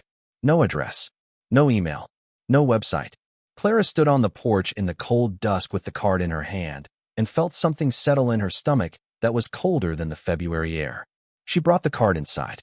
The phone rang at 7:42 that evening, while Iris was eating canned soup at the dining room table and Clara was sitting beside her with the contract documents still spread across the wood. The ringtone of her cell phone, unfamiliar number, no caller ID.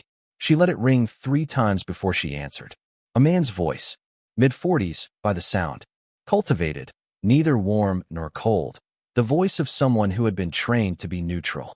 Miss Holt, my name is David Crane. I left a card on your porch this afternoon. I represent an organization called the Heritage Preservation Society.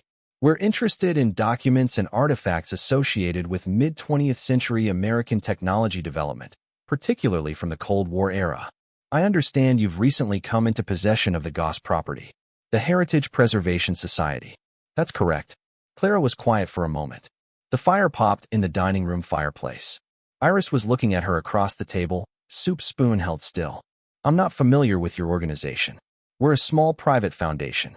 We work primarily through direct outreach to property holders who may have items of historical significance that they wish to place in appropriate hands.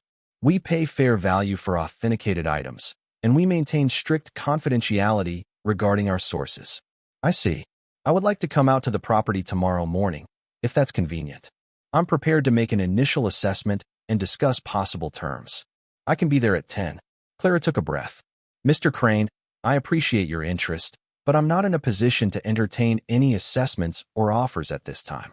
I've just taken possession of the property, and I haven't yet completed my own review of what's there. A pause. Of course. Take your time. May I ask whether you've engaged any other parties in connection with the property? Appraisers, legal counsel, archival specialists? It was a fishing question, and she heard it for what it was. I'm working through the property at my own pace. When I have a clearer picture of what's involved, I'll make decisions about who to engage. That sounds prudent. Another pause. Ms. Holt, I want to be candid with you. The Goss property has historical significance that may not be immediately obvious to a new owner.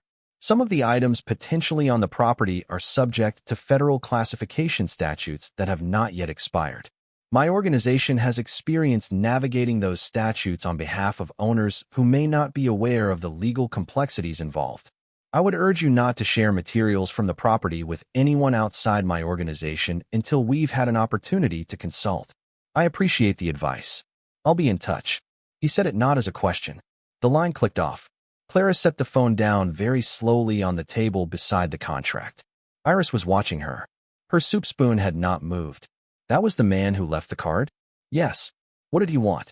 He wanted me to give him whatever I'd found in the house. He didn't say it that way, but that's what he wanted. Is he the one Harlan warned about? Clara looked at her daughter across the table. Yes. He works for them, or for someone who does.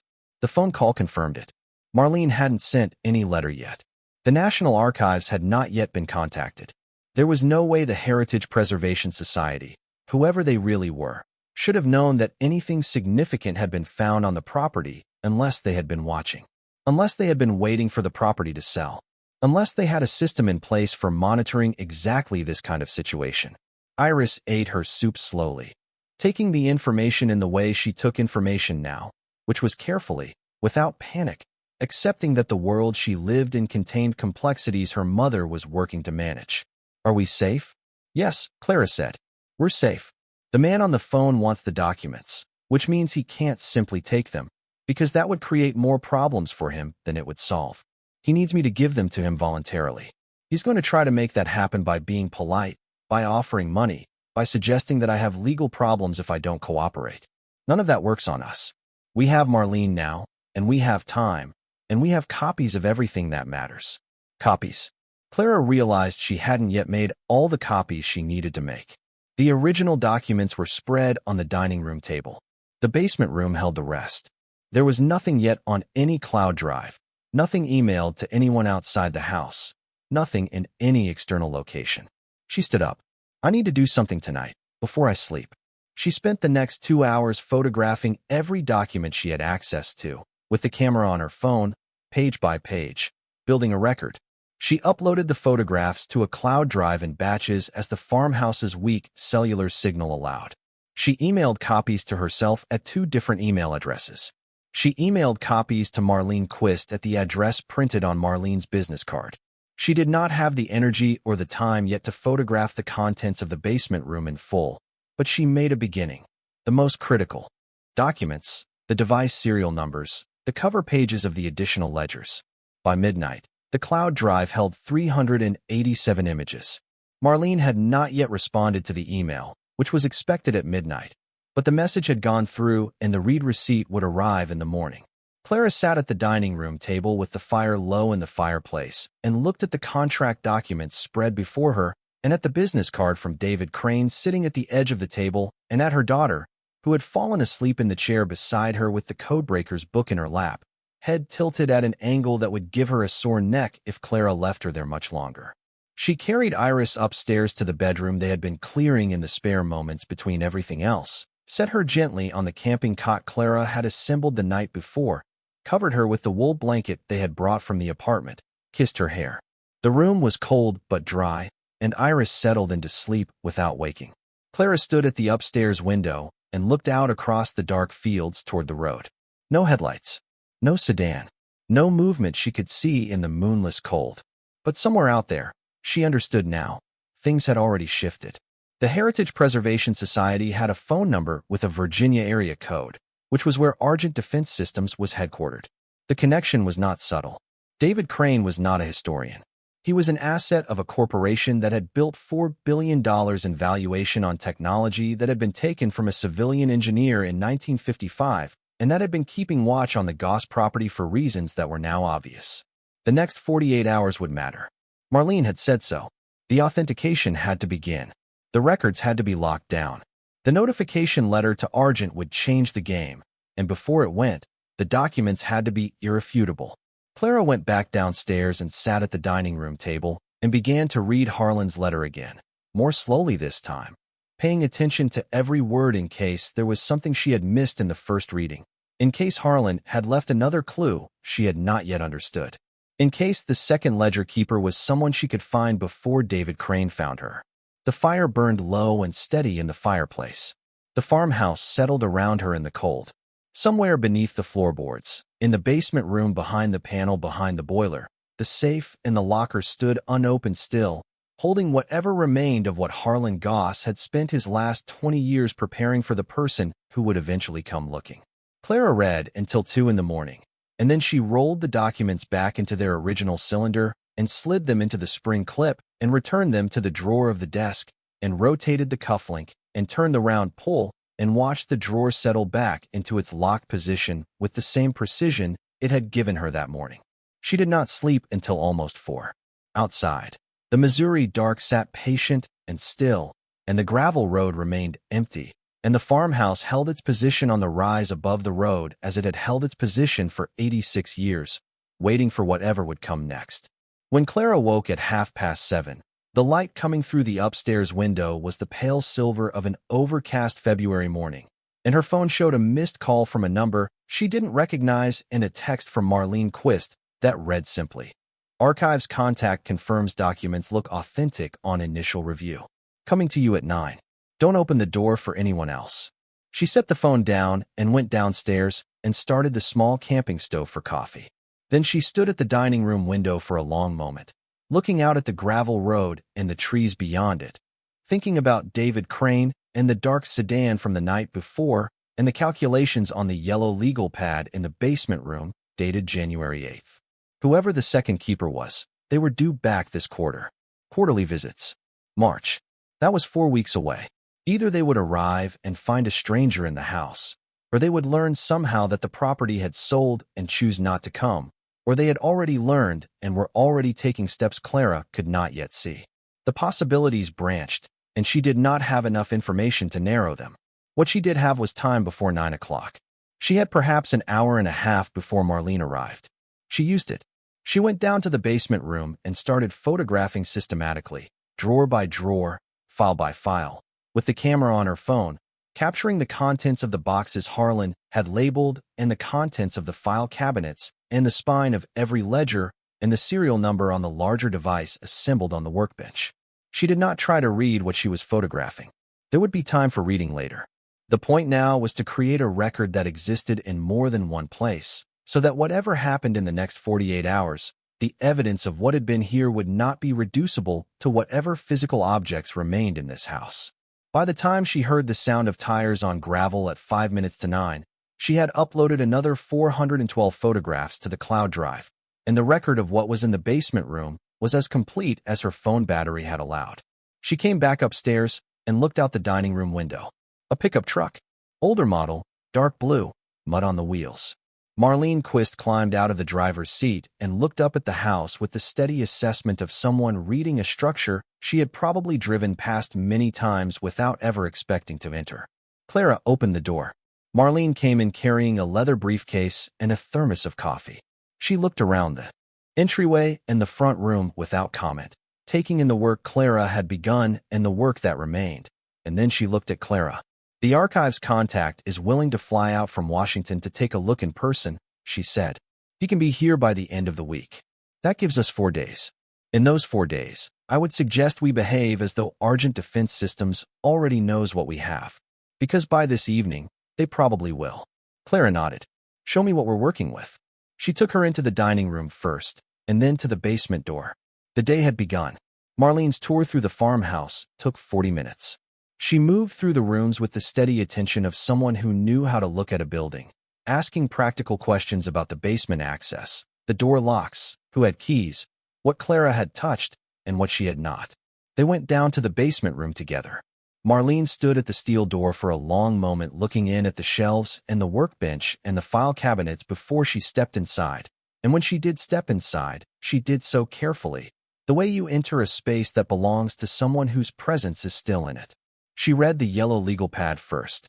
The handwriting, the date, the note about the next visit. Quarterly visits, Marlene said. That's what it looks like. The last one was January 8th. 6 weeks ago. Yes. The next one would be early April. Yes.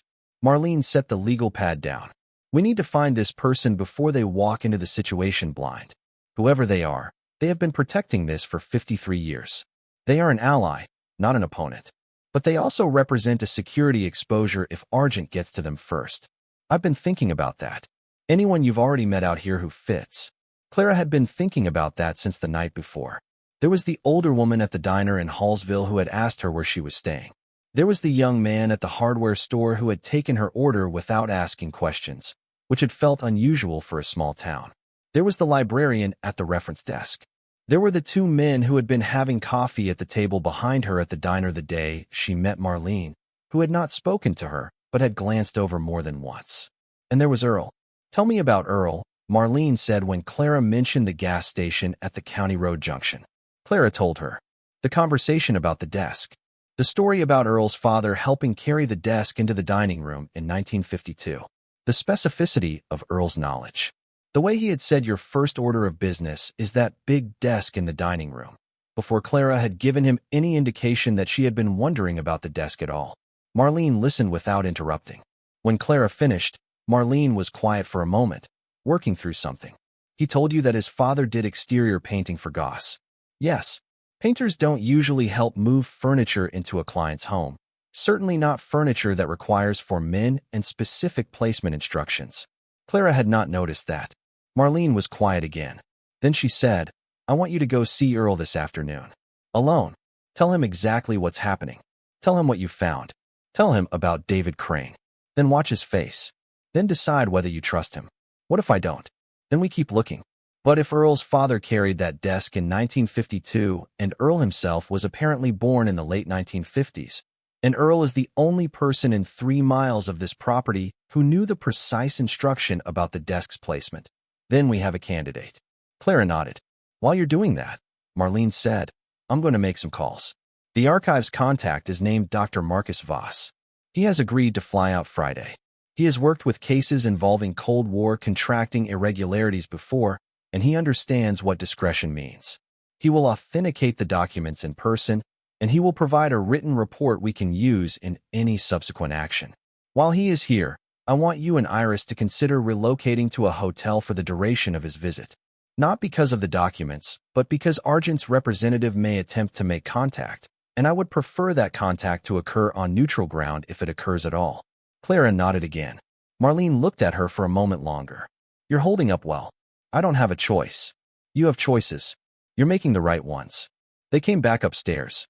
Marlene took the second ledger and the technical specifications with her in her briefcase, gave Clara a receipt for both, said she would keep them locked in her office safe. She left at 10:30. Clara fed Iris a breakfast of oatmeal and an apple and got her into the car and drove to the gas station at the County Road Junction. Earl was behind the counter, the way he had been the first time. He looked up when Clara came in with Iris, and his expression registered something she could not quite read, which she now suspected she had not been seeing accurately the first time either. Need a refill, he said. Or a conversation. A conversation. Earl looked at Iris. Iris said, I can wait outside. I have my book. She took her book to the bench by the front window of the small store and sat down with it and did not look back. Earl flipped the sign on the door from open to closed and locked it and led Clara to the small back room where he kept his ledgers and his coffee maker, and they sat across from each other at a wooden table that had probably been in this room longer than most of the buildings on the main street of Hallsville. I should have told you the first day, Earl said. You knew. I knew the property had sold. I checked the county auction listings on Wednesday morning before you would have made the drive over. I saw the result. A single bidder. $300. A name I didn't recognize. Then you walked in here yesterday morning and asked about the property, and I had to decide what to do. Clara. Waited. My father was Walter Bridger. He did some painting for Harlan Goss in the early 50s. You have that part right. What I left out was that he also did some other work. Carpentry. Electrical. Helped Harlan build the basement room in 1957 when the house was new. My father was 16 when he started working for Harlan, and he was 63 when Harlan died. 47 years of knowing the man. He was the only friend Harlan had. He kept the ledger after Harlan died because Harlan asked him to, and because my father believed it was the right thing to do. When did your father die? 1981. Heart attack. He was 68. I took over the ledger after he died. I was 23. I have been keeping it for 44 years. My father showed me how to find the room when I was a teenager.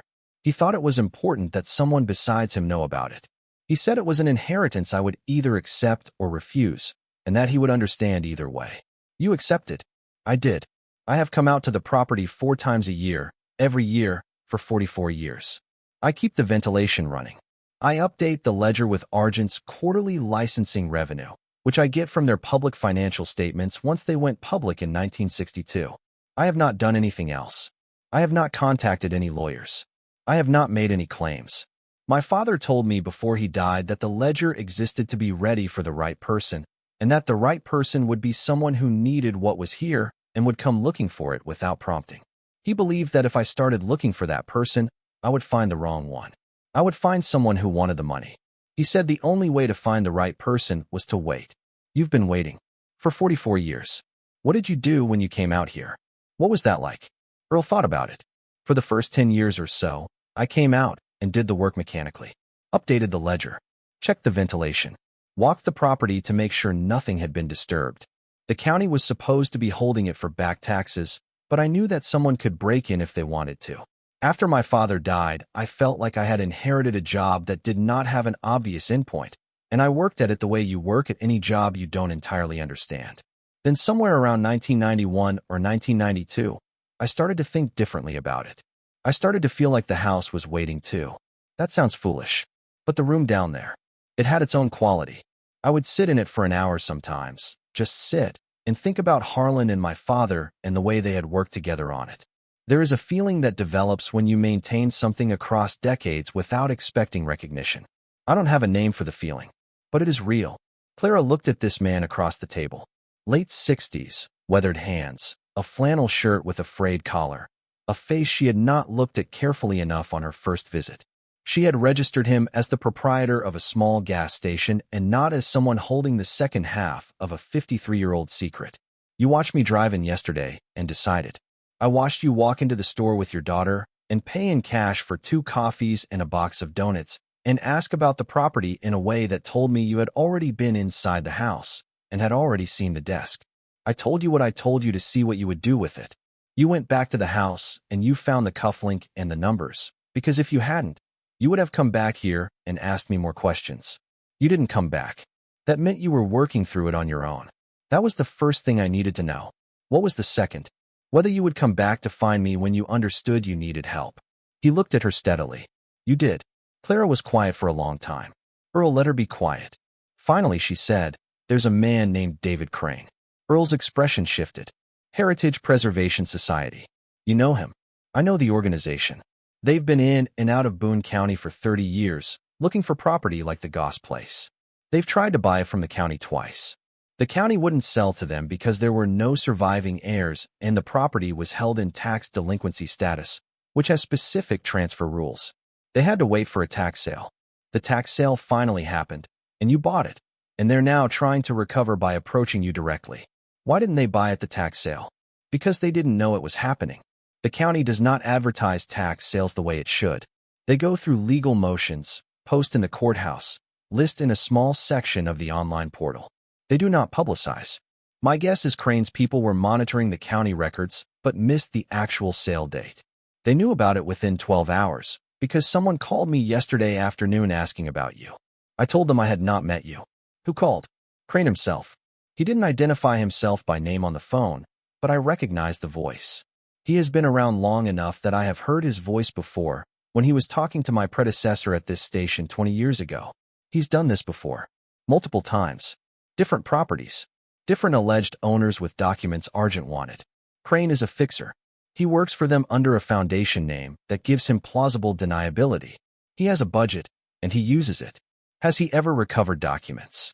Earl was quiet. Then he said, I don't know. I would assume yes, sometimes. Most people in your situation would take the money. The money is real, and Crane's people are persistent, and a few $100,000 in cash to a person who has nothing is a substantial argument. What's he offered before? When I have heard the conversations, low six figures. 200,000. 300,000. Cash deposit, signed non-disclosure, transfer of any physical documents. The targets have usually been older people. People who don't entirely understand what they have. People who are tired. I'm tired. Earl nodded. I know. Clara looked at him across the table.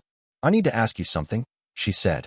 Have you been keeping this ledger because you believed someone would come, or because you were planning to claim it yourself? Earl met her eyes. I never wanted to claim it. I have a gas station. I have a paid-off house. I have a wife who teaches at the elementary school. I have 2 grown daughters who are doing well. I do not need $375 million, and I would not know what to do with it if I had it. My father told me that the ledger was a responsibility, not a resource. I have treated it as a responsibility. I'm going to need your help. You have it. Marlene Quist will need to authenticate your involvement. She'll need to understand the chain of custody. You'll need to come into the open about what you have been doing. I am aware. There will be consequences. Crane's people will know who you are within a day. I am aware of that as well. Clara was quiet for a moment. Then she said, Harlan wanted half of anything recovered to go to the families of veterans of the Korean and Vietnam Wars, particularly Signal Corps families. I know. He told my father. My father told me. I want you to help me set that up. The foundation, the disbursement structure, all of it. I want you to be on the board. I want your name on the records. I want your father's name on the records. Earl looked down at the table for a long moment. When he looked up, his eyes were wet, which Clara had not been expecting and which Earl himself appeared not to have been expecting. My father did not finish high school, he said. He was a painter, a carpenter, a man who fixed things. He kept this ledger for 19 years on his own time, with no compensation, because Harlan was his friend and because he believed it was right. He went to his grave thinking it had been wasted, that no one would ever come. I would like his name on the records very much. It will be. They sat with that for a while. Then Earl wiped his face with the back of his hand and stood up and said, You should go. The man at the elementary school has my wife's phone number, and if anyone unfamiliar comes asking questions, she'll be the first to hear about it. I'll be in touch with Marlene Quist by this afternoon. We have work to do. Clara stood up. She offered her hand. Earl took it. Thank you for coming back. Thank you for waiting. Iris was on the bench by the window when Clara came out, reading her book with the absorbed concentration she gave to books. She looked up when Clara approached, registered something in her mother's face, and stood up without being asked. Did you find him? I found him. We have help. They drove back to the farmhouse in the gray February light, and Clara called Marlene from the car and told her, briefly, that she had found the second keeper and that he was on their side, and that he would be in contact within the next few hours. Marlene listened without interrupting, and at the end said, Good work. Now go home and pack a bag for 2 nights and meet me at the Hilton in Columbia at 2 o'clock.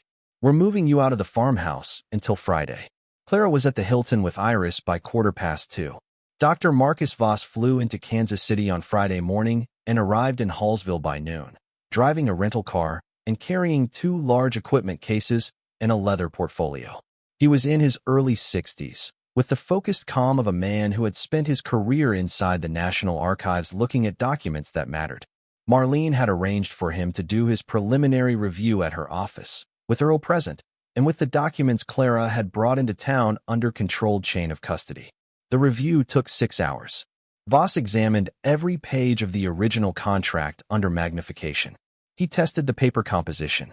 He examined the ink with a portable spectrograph he had brought in one of his equipment cases. He compared the signatures to known exemplars he had brought from the archives, including a sample of Major General Halverson's signature on a 1953 procurement document of identical type. He photographed every page in high resolution under controlled lighting. He examined the watermark in the paper, which turned out to be a security watermark used by the Department of the Army for contracts of certain classification levels during a specific period from 1952 to 1957. When he was done, he set his portfolio down on Marlene's conference table and looked at Clara and Earl and Marlene with the expression of a man who had been doing this work long enough that surprise was not what he felt. But that did not mean what he was looking at was ordinary.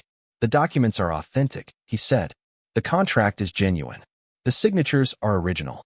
The paper, the ink, the watermarks all align with Department of the Army standards for the period in question.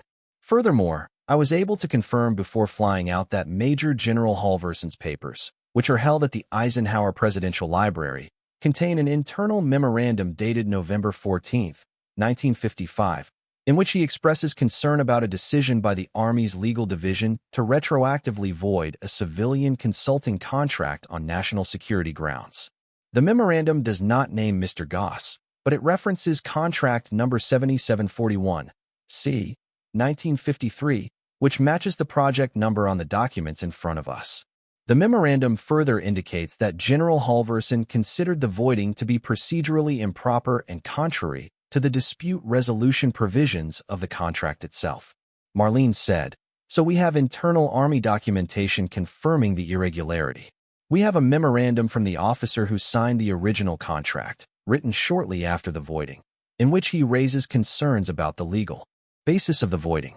That is significant. It establishes that the matter was internally contested at the time, which undermines any current argument that the voiding was a routine national security determination." Marlene was quiet for a moment, thinking, "What's your professional assessment of Mr. Goss's claim?" "In my professional opinion, based on the documents in front of me and the internal Army records I have reviewed, Mr. Goss's contract was improperly voided. The Army does not have grounds to dispute the validity of the contract. The Army's licensing of the methodology to Argent Industries created an ongoing royalty obligation under the terms of Article 1, which the Army failed to disperse. The methodology was Mr. Goss's intellectual property under Article 2. The licensing was authorized by the Army under the terms of the original contract. The royalties accrued, and they continue to accrue. Will the Army contest authentication?" Voss looked at her steadily. "The Army cannot reasonably contest authentication of documents whose authenticity is confirmed by its own internal records. The Army may attempt to argue that the voiding was procedurally valid, but that argument runs into General Halverson's contemporaneous memorandum. The Army may attempt to argue that the licensing arrangement with Argent has changed terms over the decades in ways that affect royalty calculation, but that is a calculation question, not an authentication question. In short, the Army's institutional position is weak. Argent's position is weaker because Argent has been receiving royalties for 70 years that should have been redirected to Mr. Goss." Marlene wrote that down. "What we will be facing," she said to Clara, "is not a question of whether the claim is valid. It is a question of how the various parties wish to resolve it. The Army has reputational concerns. Argent has financial exposure. The question is whether they would prefer to settle this quickly and quietly or attempt to slow it down through litigation that would eventually result in the same outcome, but with significantly more public attention." Earl said, "They will settle." Marlene looked at him. Earl said, "Crane's job for the last 30 years has been keeping this kind of thing from going public. If we make it clear that we are prepared to make it public, Crane's organization will recommend settlement." "How quickly can we make it clear?" Earl looked at Voss. "How quickly can your report be finalized?" Voss said, "I can have a preliminary written report to you by Sunday evening. A formal authentication certificate by end of next week." Marlene wrote that down. The notification letter to Argent's legal department went out by certified courier on Monday morning. It identified Clara Holt as the legal owner of certain documents pertaining to a contract executed September 12, 1953, between Harlan Emery Goss and the Department of the Army, project number 7741C. It identified Marlene Quist as Clara's legal counsel. It identified Dr. Marcus Voss as an independent authentication authority retained for the matter. It noted that the documents had been authenticated as genuine and that internal Army records had been identified that confirmed both the existence of the contract and the procedurally irregular nature of its 1955 voiding. It requested a meeting with Argent's legal department within 30 days to discuss resolution. The response came Tuesday afternoon. A man named Vincent Holbrook called Marlene's office and identified himself as senior counsel at Argent Defense Systems. His tone was cordial. He suggested that the matter could likely be resolved through good faith negotiation. He proposed an initial meeting in Kansas City the following week. The meeting was held at a hotel conference room near the Kansas City airport on a Thursday morning. Holbrook came with 2 associates and a forensic accountant. Marlene came with Clara, Earl, and a litigation specialist named Frances Boyd, whom Marlene had brought in from St. Louis for cases of this scale. Voss did not attend, but was available by phone if questions arose about authentication. Holbrook opened with an offer: $5 million in exchange for a complete release of all claims, an irrevocable non-disclosure agreement covering the existence and contents of the documents, and transfer of all original documentation to Argent's possession. Marlene declined the offer without consultation. She presented her own opening position: $375 million, calculated from the running ledger maintained by Walter Bridger and his son from 1955 through December 31, 2024, with interest at federal rates, plus reasonable legal fees, plus a structured public statement acknowledging Harlan Goss as the original developer of the methodology. Holbrook said the public statement was a non-starter. Marlene said the public statement was not negotiable. The meeting ended at the end of the morning session with no agreement. Holbrook said he would need to consult with the company's board. Marlene said she would expect a counterproposal by the end of the week. The counterproposal arrived on Friday.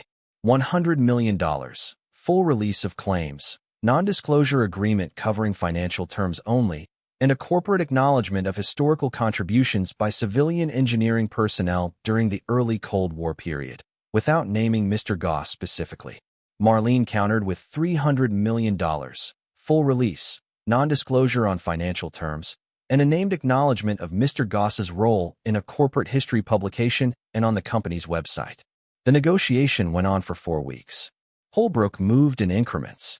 After the first counter, his next offer raised the figure to $140 million, with a continued refusal to name Mr. Goss specifically.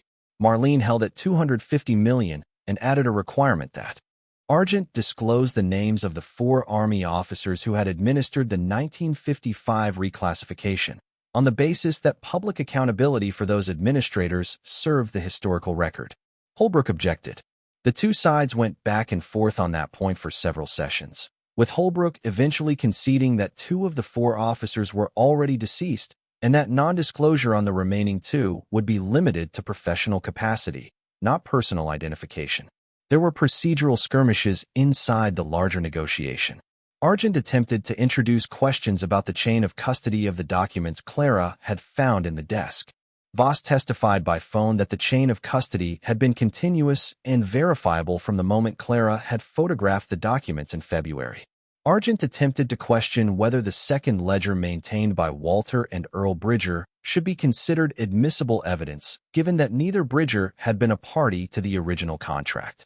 Marlene introduced expert testimony from a securities lawyer in St. Louis confirming that contemporaneous business records maintained by third parties on behalf of a contracting party were standard evidence of damages in commercial litigation, and that the Bridger ledger satisfied the conditions. Holbrook conceded the point. By the 3rd week, the 2 sides had narrowed the financial range to between $250 and $320 million. The remaining sticking points were structural: the corporate acknowledgement of Mr. Goss, the disclosure terms of the settlement itself, the allocation of the funds across the various beneficiary structures Marlene had proposed. Each of these took several days to work through.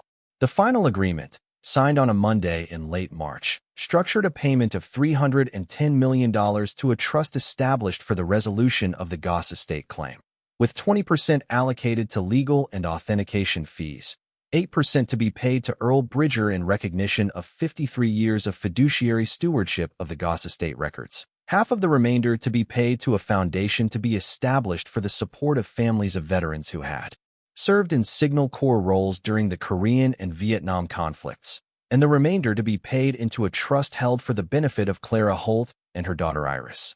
A corporate acknowledgement of Mr. Goss's role was published in a revised edition of Argent's official corporate history and on the company's website on the same day the agreement was signed. The Department of the Army issued a separate acknowledgement, brief and procedural, noting that internal records had identified an irregularity in the 1955 administration of a civilian consulting contract and that the matter had been resolved through private settlement. David Crane did not contact Clara again. The settlement was wired in 3 tranches over the following 30 days. The first tranche arrived on a Wednesday. Clara was at the farmhouse with Iris and Earl, working on the kitchen wiring with a licensed electrician Earl had recommended from Columbia. Her phone buzzed with a notification from the trust account, and she looked at it and put the phone in her pocket and continued holding the flashlight while the electrician worked on the junction box. Earl had noticed the notification and the brief expression that had crossed Clara's face when she saw it. First payment. Yes. Earl nodded once. They went back to work. That night, after Iris was asleep in the upstairs bedroom that now had a finished ceiling and proper insulation and a real bed, Clara sat at the dining room table with the contract documents in their proper archival sleeves on the shelf above the desk and looked at the numbers on her phone for a long time. The numbers did not feel real in the way nothing of that scale ever feels real to a person who has spent the previous year calculating gas money against grocery money. She did not feel triumphant. She did not feel vindicated, which was the word other people had been using to describe what they assumed she would be feeling. What she felt, more than anything, was tired. She had not yet told Renata. She had not yet told Damon. She had not yet told anyone outside the small circle of Marlene and Earl and Voss and the lawyers, and the silence had been holding because the agreement had required confidentiality during the settlement process. With the first tranche dispersed, the confidentiality on her end was now released, though the financial terms remained confidential. She called Renata first. Renata answered on the 3rd ring. Clara, how are you? I'm fine. I have news. Are you all right? Is Iris all right? We're both fine. The news is good. There was a situation with the property that I haven't told you about. The previous owner left documents that turned out to be connected to a long-standing legal matter. The matter has been resolved. We received a settlement. A pause on Renata's end. What kind of settlement? A substantial one. Clara, how substantial? Clara took a breath. Enough that Iris and I will be financially secure for the rest of our lives. Enough that I have established a foundation for veterans' families. Enough that the farmhouse will be properly restored. The specifics are confidential. Renata was quiet for a long time. When she spoke again, her voice was different from any voice Clara had ever heard from her. I'm so sorry, Clara. For what? For not believing you. For offering you a guest room. For thinking I knew what was good for you and Iris when I had no idea what you were doing. I'm sorry. It's okay. It's not okay. Renata, it's okay. You believed what you believed because you loved me. You said the things you said because you were afraid for us. You weren't wrong to be afraid. I was afraid too. I just had a different idea about what to do about it. I'm proud of you. Clara was quiet for a moment. Thank you. The call with Damon was shorter. He had heard from a mutual acquaintance that something had happened with the property. He called wanting information that Clara was not in a position to share in detail. She gave him the same brief explanation she had given Renata, and she told him that Iris's future was secure and that the existing custody arrangement would not change, because she had no interest in disrupting Iris's relationship with her father, complicated as that relationship was. Damon said he was happy for her.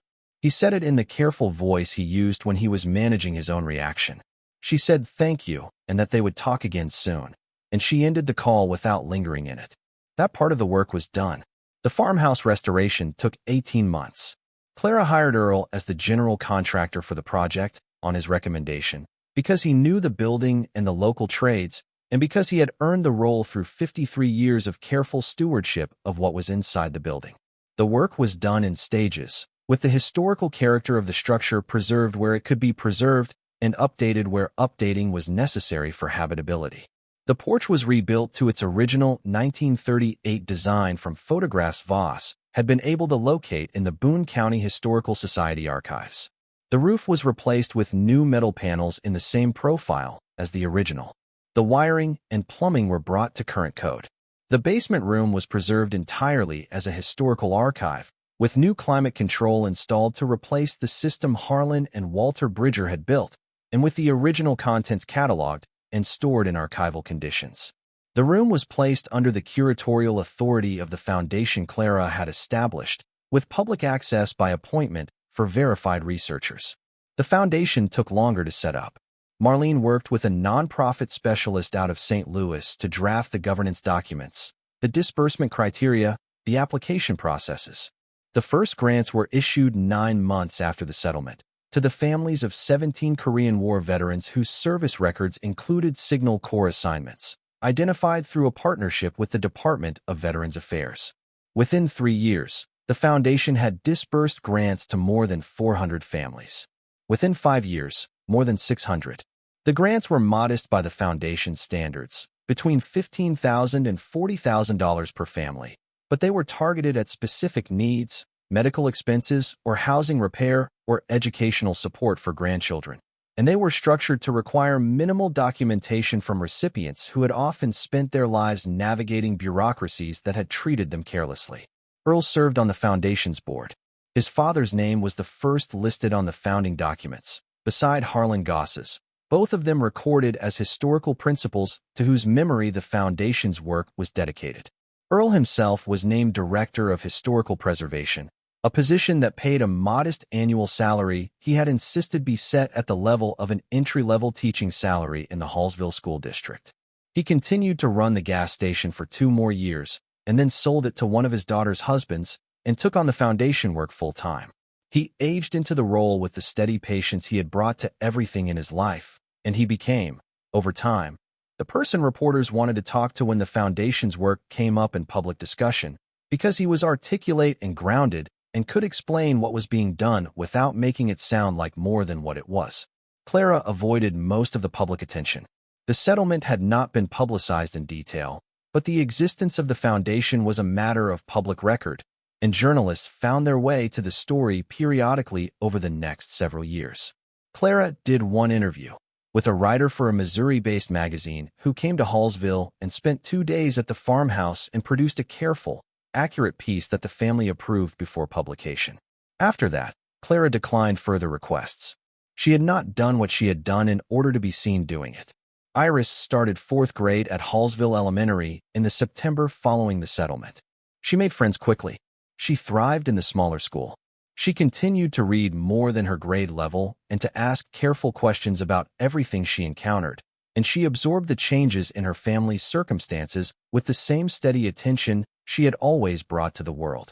Clara enrolled her in violin lessons when she asked, in art classes when she expressed interest, in summer camp at a nature center 30 miles away when she wanted to learn about birds. None of this would have been possible a year before, and Iris noticed the difference, and she did not become careless about it. The habits of poverty are persistent. Iris remained, even at 8 and 9 and 10, a child who turned out lights when she left rooms, who packed her own lunch most days, who saved her allowance in the same kind of jewelry box Clara had once kept her tip money in. Clara did not correct these habits. She had developed them herself, and she trusted that Iris would carry them into adulthood with the same quiet care. Damon visited Iris 3 times in the year following the settlement. The first visit was awkward. The second was less so. By the third visit, he and Iris had developed a quiet rhythm of activities that suited both of them, and Damon had begun calling more reliably on Sundays, and the relationship between father and daughter had achieved a kind of functional stability that Clara watched with cautious approval. Damon did not ask Clara for anything. He did not attempt to renegotiate the custody arrangement. He sent appropriate gifts at appropriate times. He had remarried Beth in the 2nd year, and Iris had attended the wedding and reported afterward that Beth had been kind, which was the most Clara had hoped for and more than she had expected. Whatever Damon had been doing in the years since he left, he appeared to be doing it more carefully now. Clara did not require an explanation. She required only that he be present in Iris's life in ways that did not damage her, and he was being that, and the rest could be allowed to be whatever it would become. Renata visited the farmhouse the summer after the settlement and again the following Christmas. Her husband came with her the 2nd time. They walked through the restored house and the property, and Renata cried at one point looking at the rebuilt porch in the summer light, and she apologized again, and Clara accepted the apology again, and they sat on the porch with Iris in the long August evening and talked about ordinary things, the kinds of things sisters talk about when the conditions are right for them to talk about ordinary things. Renata's husband, whom Clara had never particularly warmed to in the previous decade, surprised her by being quiet and kind during the visit, by asking thoughtful questions about the restoration work, by helping Iris with a model airplane she was building. Whatever had shifted in Renata had shifted in him as well, or perhaps had always been there, and Clara had simply not seen it through the filter of her own resentment of the guest room offer. Either way, the relationship between the families adjusted into something better than it had been. In the third year after the settlement, Clara returned to school. She had been an accounts manager, but before that she had studied structural engineering for 2 years before transferring to a less demanding program when Damon's career had required her to be flexible about location. She enrolled at the University of Missouri's engineering program as a continuing education student, on a part-time schedule that allowed her to remain present for Iris and to oversee the farmhouse and the foundation. She finished her degree in 5 years, at the age of 41. She did not seek employment afterward. The degree had been for her, not for any external purpose. She had wanted to finish what she had started decades before, and she had finished it. In the 5th year, on an afternoon in early autumn when the cedars along the road were dark green against fields of harvested corn stubble, and Iris was 11 and in 7th grade, and Earl had stopped by to discuss a foundation grant application that was unusual enough to warrant in-person consultation. Clara stood on the rebuilt porch and looked out across the 9 acres of Boone County land that had cost her $300 and had cost Harlan Goss 70 years and had cost Walter Bridger most of his adult life, and she tried to register what it was she had become. A woman who had once counted $43 on a parking lot curb at 1 o'clock in the morning with her 5-year-old daughter beside her. A woman who had bought a condemned farmhouse because the alternative was nothing, who had learned to read structural assessments and run sweat equity calculations and explain to her sister why staying in a guest room was not the answer. A woman whose grandmother had been alive when the farmhouse was built. A woman whose great-grandparents had still been farming somewhere in eastern Indiana. A woman who had inherited a fortune from a man she had never met and who had given most of it away to families she did not know, because a man dying of pancreatic cancer in 1971 had asked her to. The right person, Harlan had written. Someone for whom this house is the last available choice. She had not been the right person, exactly. She had been the only person who had walked through the door at the right time, and the conditions of her arrival had matched the conditions Harlan had imagined, and the work that had followed had been the work that any reasonably honest person in her position might have done if they had been desperate enough to look carefully and unbroken enough to ask for help. She thought sometimes about the alternate version of herself who had taken Renata's offer of the guest room in St. Louis. About the version who had accepted the eviction in November and gone to the shelter system and lost track of the farmhouse listing. About the version who had made any of a dozen small different choices that would have meant someone else found the desk drawer, or no one found it. There were many versions. Most of them did not end where this one had ended. Earl was sitting on the porch step beside her, drinking coffee, watching the same evening light she was watching. He said, "You're thinking about Harlan again." "I am. He would not have wanted you to spend much time on that." "I know. But you do anyway." "Sometimes." Earl nodded. He looked out across the field toward the cedars and the gravel road. "I think about my father," he said. "About what he would say if he could see this. I don't know if he would believe it. 47 years of work. All the years he kept the ledger. All the years I kept it after him. And we were both waiting for someone we didn't know to walk in and finish what Harlan had started. He would have liked you. He liked careful people. I would have liked to meet him. I think he would have said the same." They sat with that for a while. Iris came out onto the porch with a book and an apple and settled into the chair beside Clara without saying anything, the way she sometimes did when she could sense her mother was somewhere quiet and wanted to be there with her without disturbing it. Clara put her arm around her daughter's shoulders and felt the warmth of an 11-year-old who had grown 2 inches in the past year, and who would keep growing and who would, in some not-too-distant set of years, leave this porch and this farmhouse and walk into a life of her own choosing. "Mom." "Yes. Are we okay?"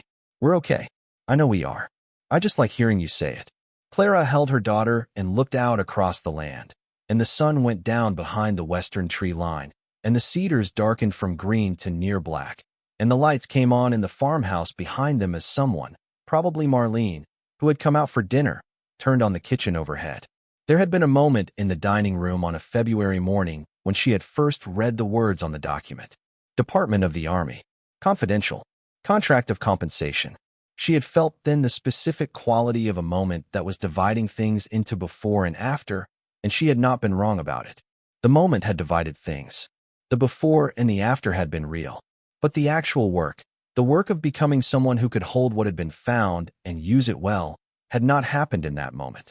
It had happened in the months that followed, in the meetings with Marlene, in the conversation with Earl across a wooden table at the back of a gas station, in the negotiation sessions with Vincent Holbrook, in the slow, careful construction of a foundation that would outlast all of them.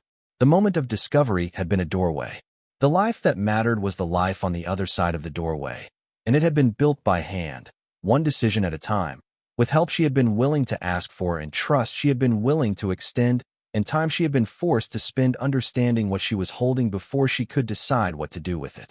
Harlan had written, in the letter that had waited 53 years for her to read it, that the right person would be careful and humble enough to look closely at what was there and find it. He had been describing the conditions of discovery, but he had also, she thought, been describing the conditions of stewardship. The same qualities that allowed a person to find what was hidden allowed them, afterward, to hold it without being changed into someone unrecognizable, to hold it carefully, to hold it humbly, to hold it as a responsibility rather than as a possession. Iris closed her book. "I'm cold," she said. Clara stood and helped her daughter up, and they went inside together. The kitchen smelled of something Marlene was cooking, soup or stew, the particular warmth of a meal being made by someone who knew how to make a meal. Earl stayed on the porch for another minute, finishing his coffee. The farmhouse held its position on the rise above the gravel road as it had held its position for nearly 9 decades. The basement room beneath their feet held its archives. The desk in the dining room held its empty drawer, its mechanism still functional, its history now public record. The land stretched away in all directions, 9 acres of Boone County, Missouri, that had been waiting half a century for someone to come along and pay $300 for it, and turn it into what it had always been capable of being. Clara closed the door behind them. Inside, the lights were on, and the table was being set, and somewhere upstairs Iris was washing her hands in a bathroom that had once held a clawfoot tub with stained but uncracked enamel, and that now held the same clawfoot tub, refinished, beside a modern shower that had been added during the renovation. The house was old and new at once, both things true, neither contradicting the other. It was, as Harlan had written, solid. The work he had done had been worth doing. The work that had followed his death, that had been done by Walter Bridger, and then by Earl, and then by Clara and Marlene and Voss, and the people who staffed the foundation, had been worth doing as well. Whatever else was true, what had been found had not been wasted. Later, after dinner, after Iris had gone upstairs to read, after Earl had driven home and Marlene had gone back to Hallsville, Clara sat for a while at the dining room table, where the contract documents had first been read, and where the strongbox had been opened, and where the ledgers had revealed the full scope of what was owed. The table was clear now. The documents were in archival storage in the basement room. The strongbox itself was on a display shelf in the front room, beside the prototype device, both of them on long-term loan to the Foundation's historical archive, but kept in the house because they belonged in the house. She thought about the woman she had been on the February day she had pulled into the driveway and looked at the silver-gray farmhouse for the first time. The woman with 2 garbage bags of clothes in the back of her car and $43 left in her checking account, and a 7-year-old daughter who had been studying her face for cues about whether they were going to be all right. That woman would not have believed any of this. Not the settlement. Not the foundation. Not the restored porch or the wired kitchen or the bathroom with the refinished clawfoot tub. That woman would have believed that survival was the highest available goal, because survival was the only goal she had been able to imagine. The actual life that had followed was different from survival in ways that woman had not been able to picture. It was not luxurious. Clara had refused, deliberately, to allow it to become luxurious. The trust held in her and Iris's names produced enough annual income to support them comfortably for the rest of their lives without ever needing to touch the principal. But Clara had structured the trust conservatively, with most of the assets in low-yield, low-risk holdings, because she understood that money she did not need to spend was money that should not be spent. They lived in a renovated farmhouse on 9 acres of Boone County land, and Clara drove a 5-year-old used SUV she had bought from a dealer in Columbia, and Iris attended public school. The Foundation did the larger work.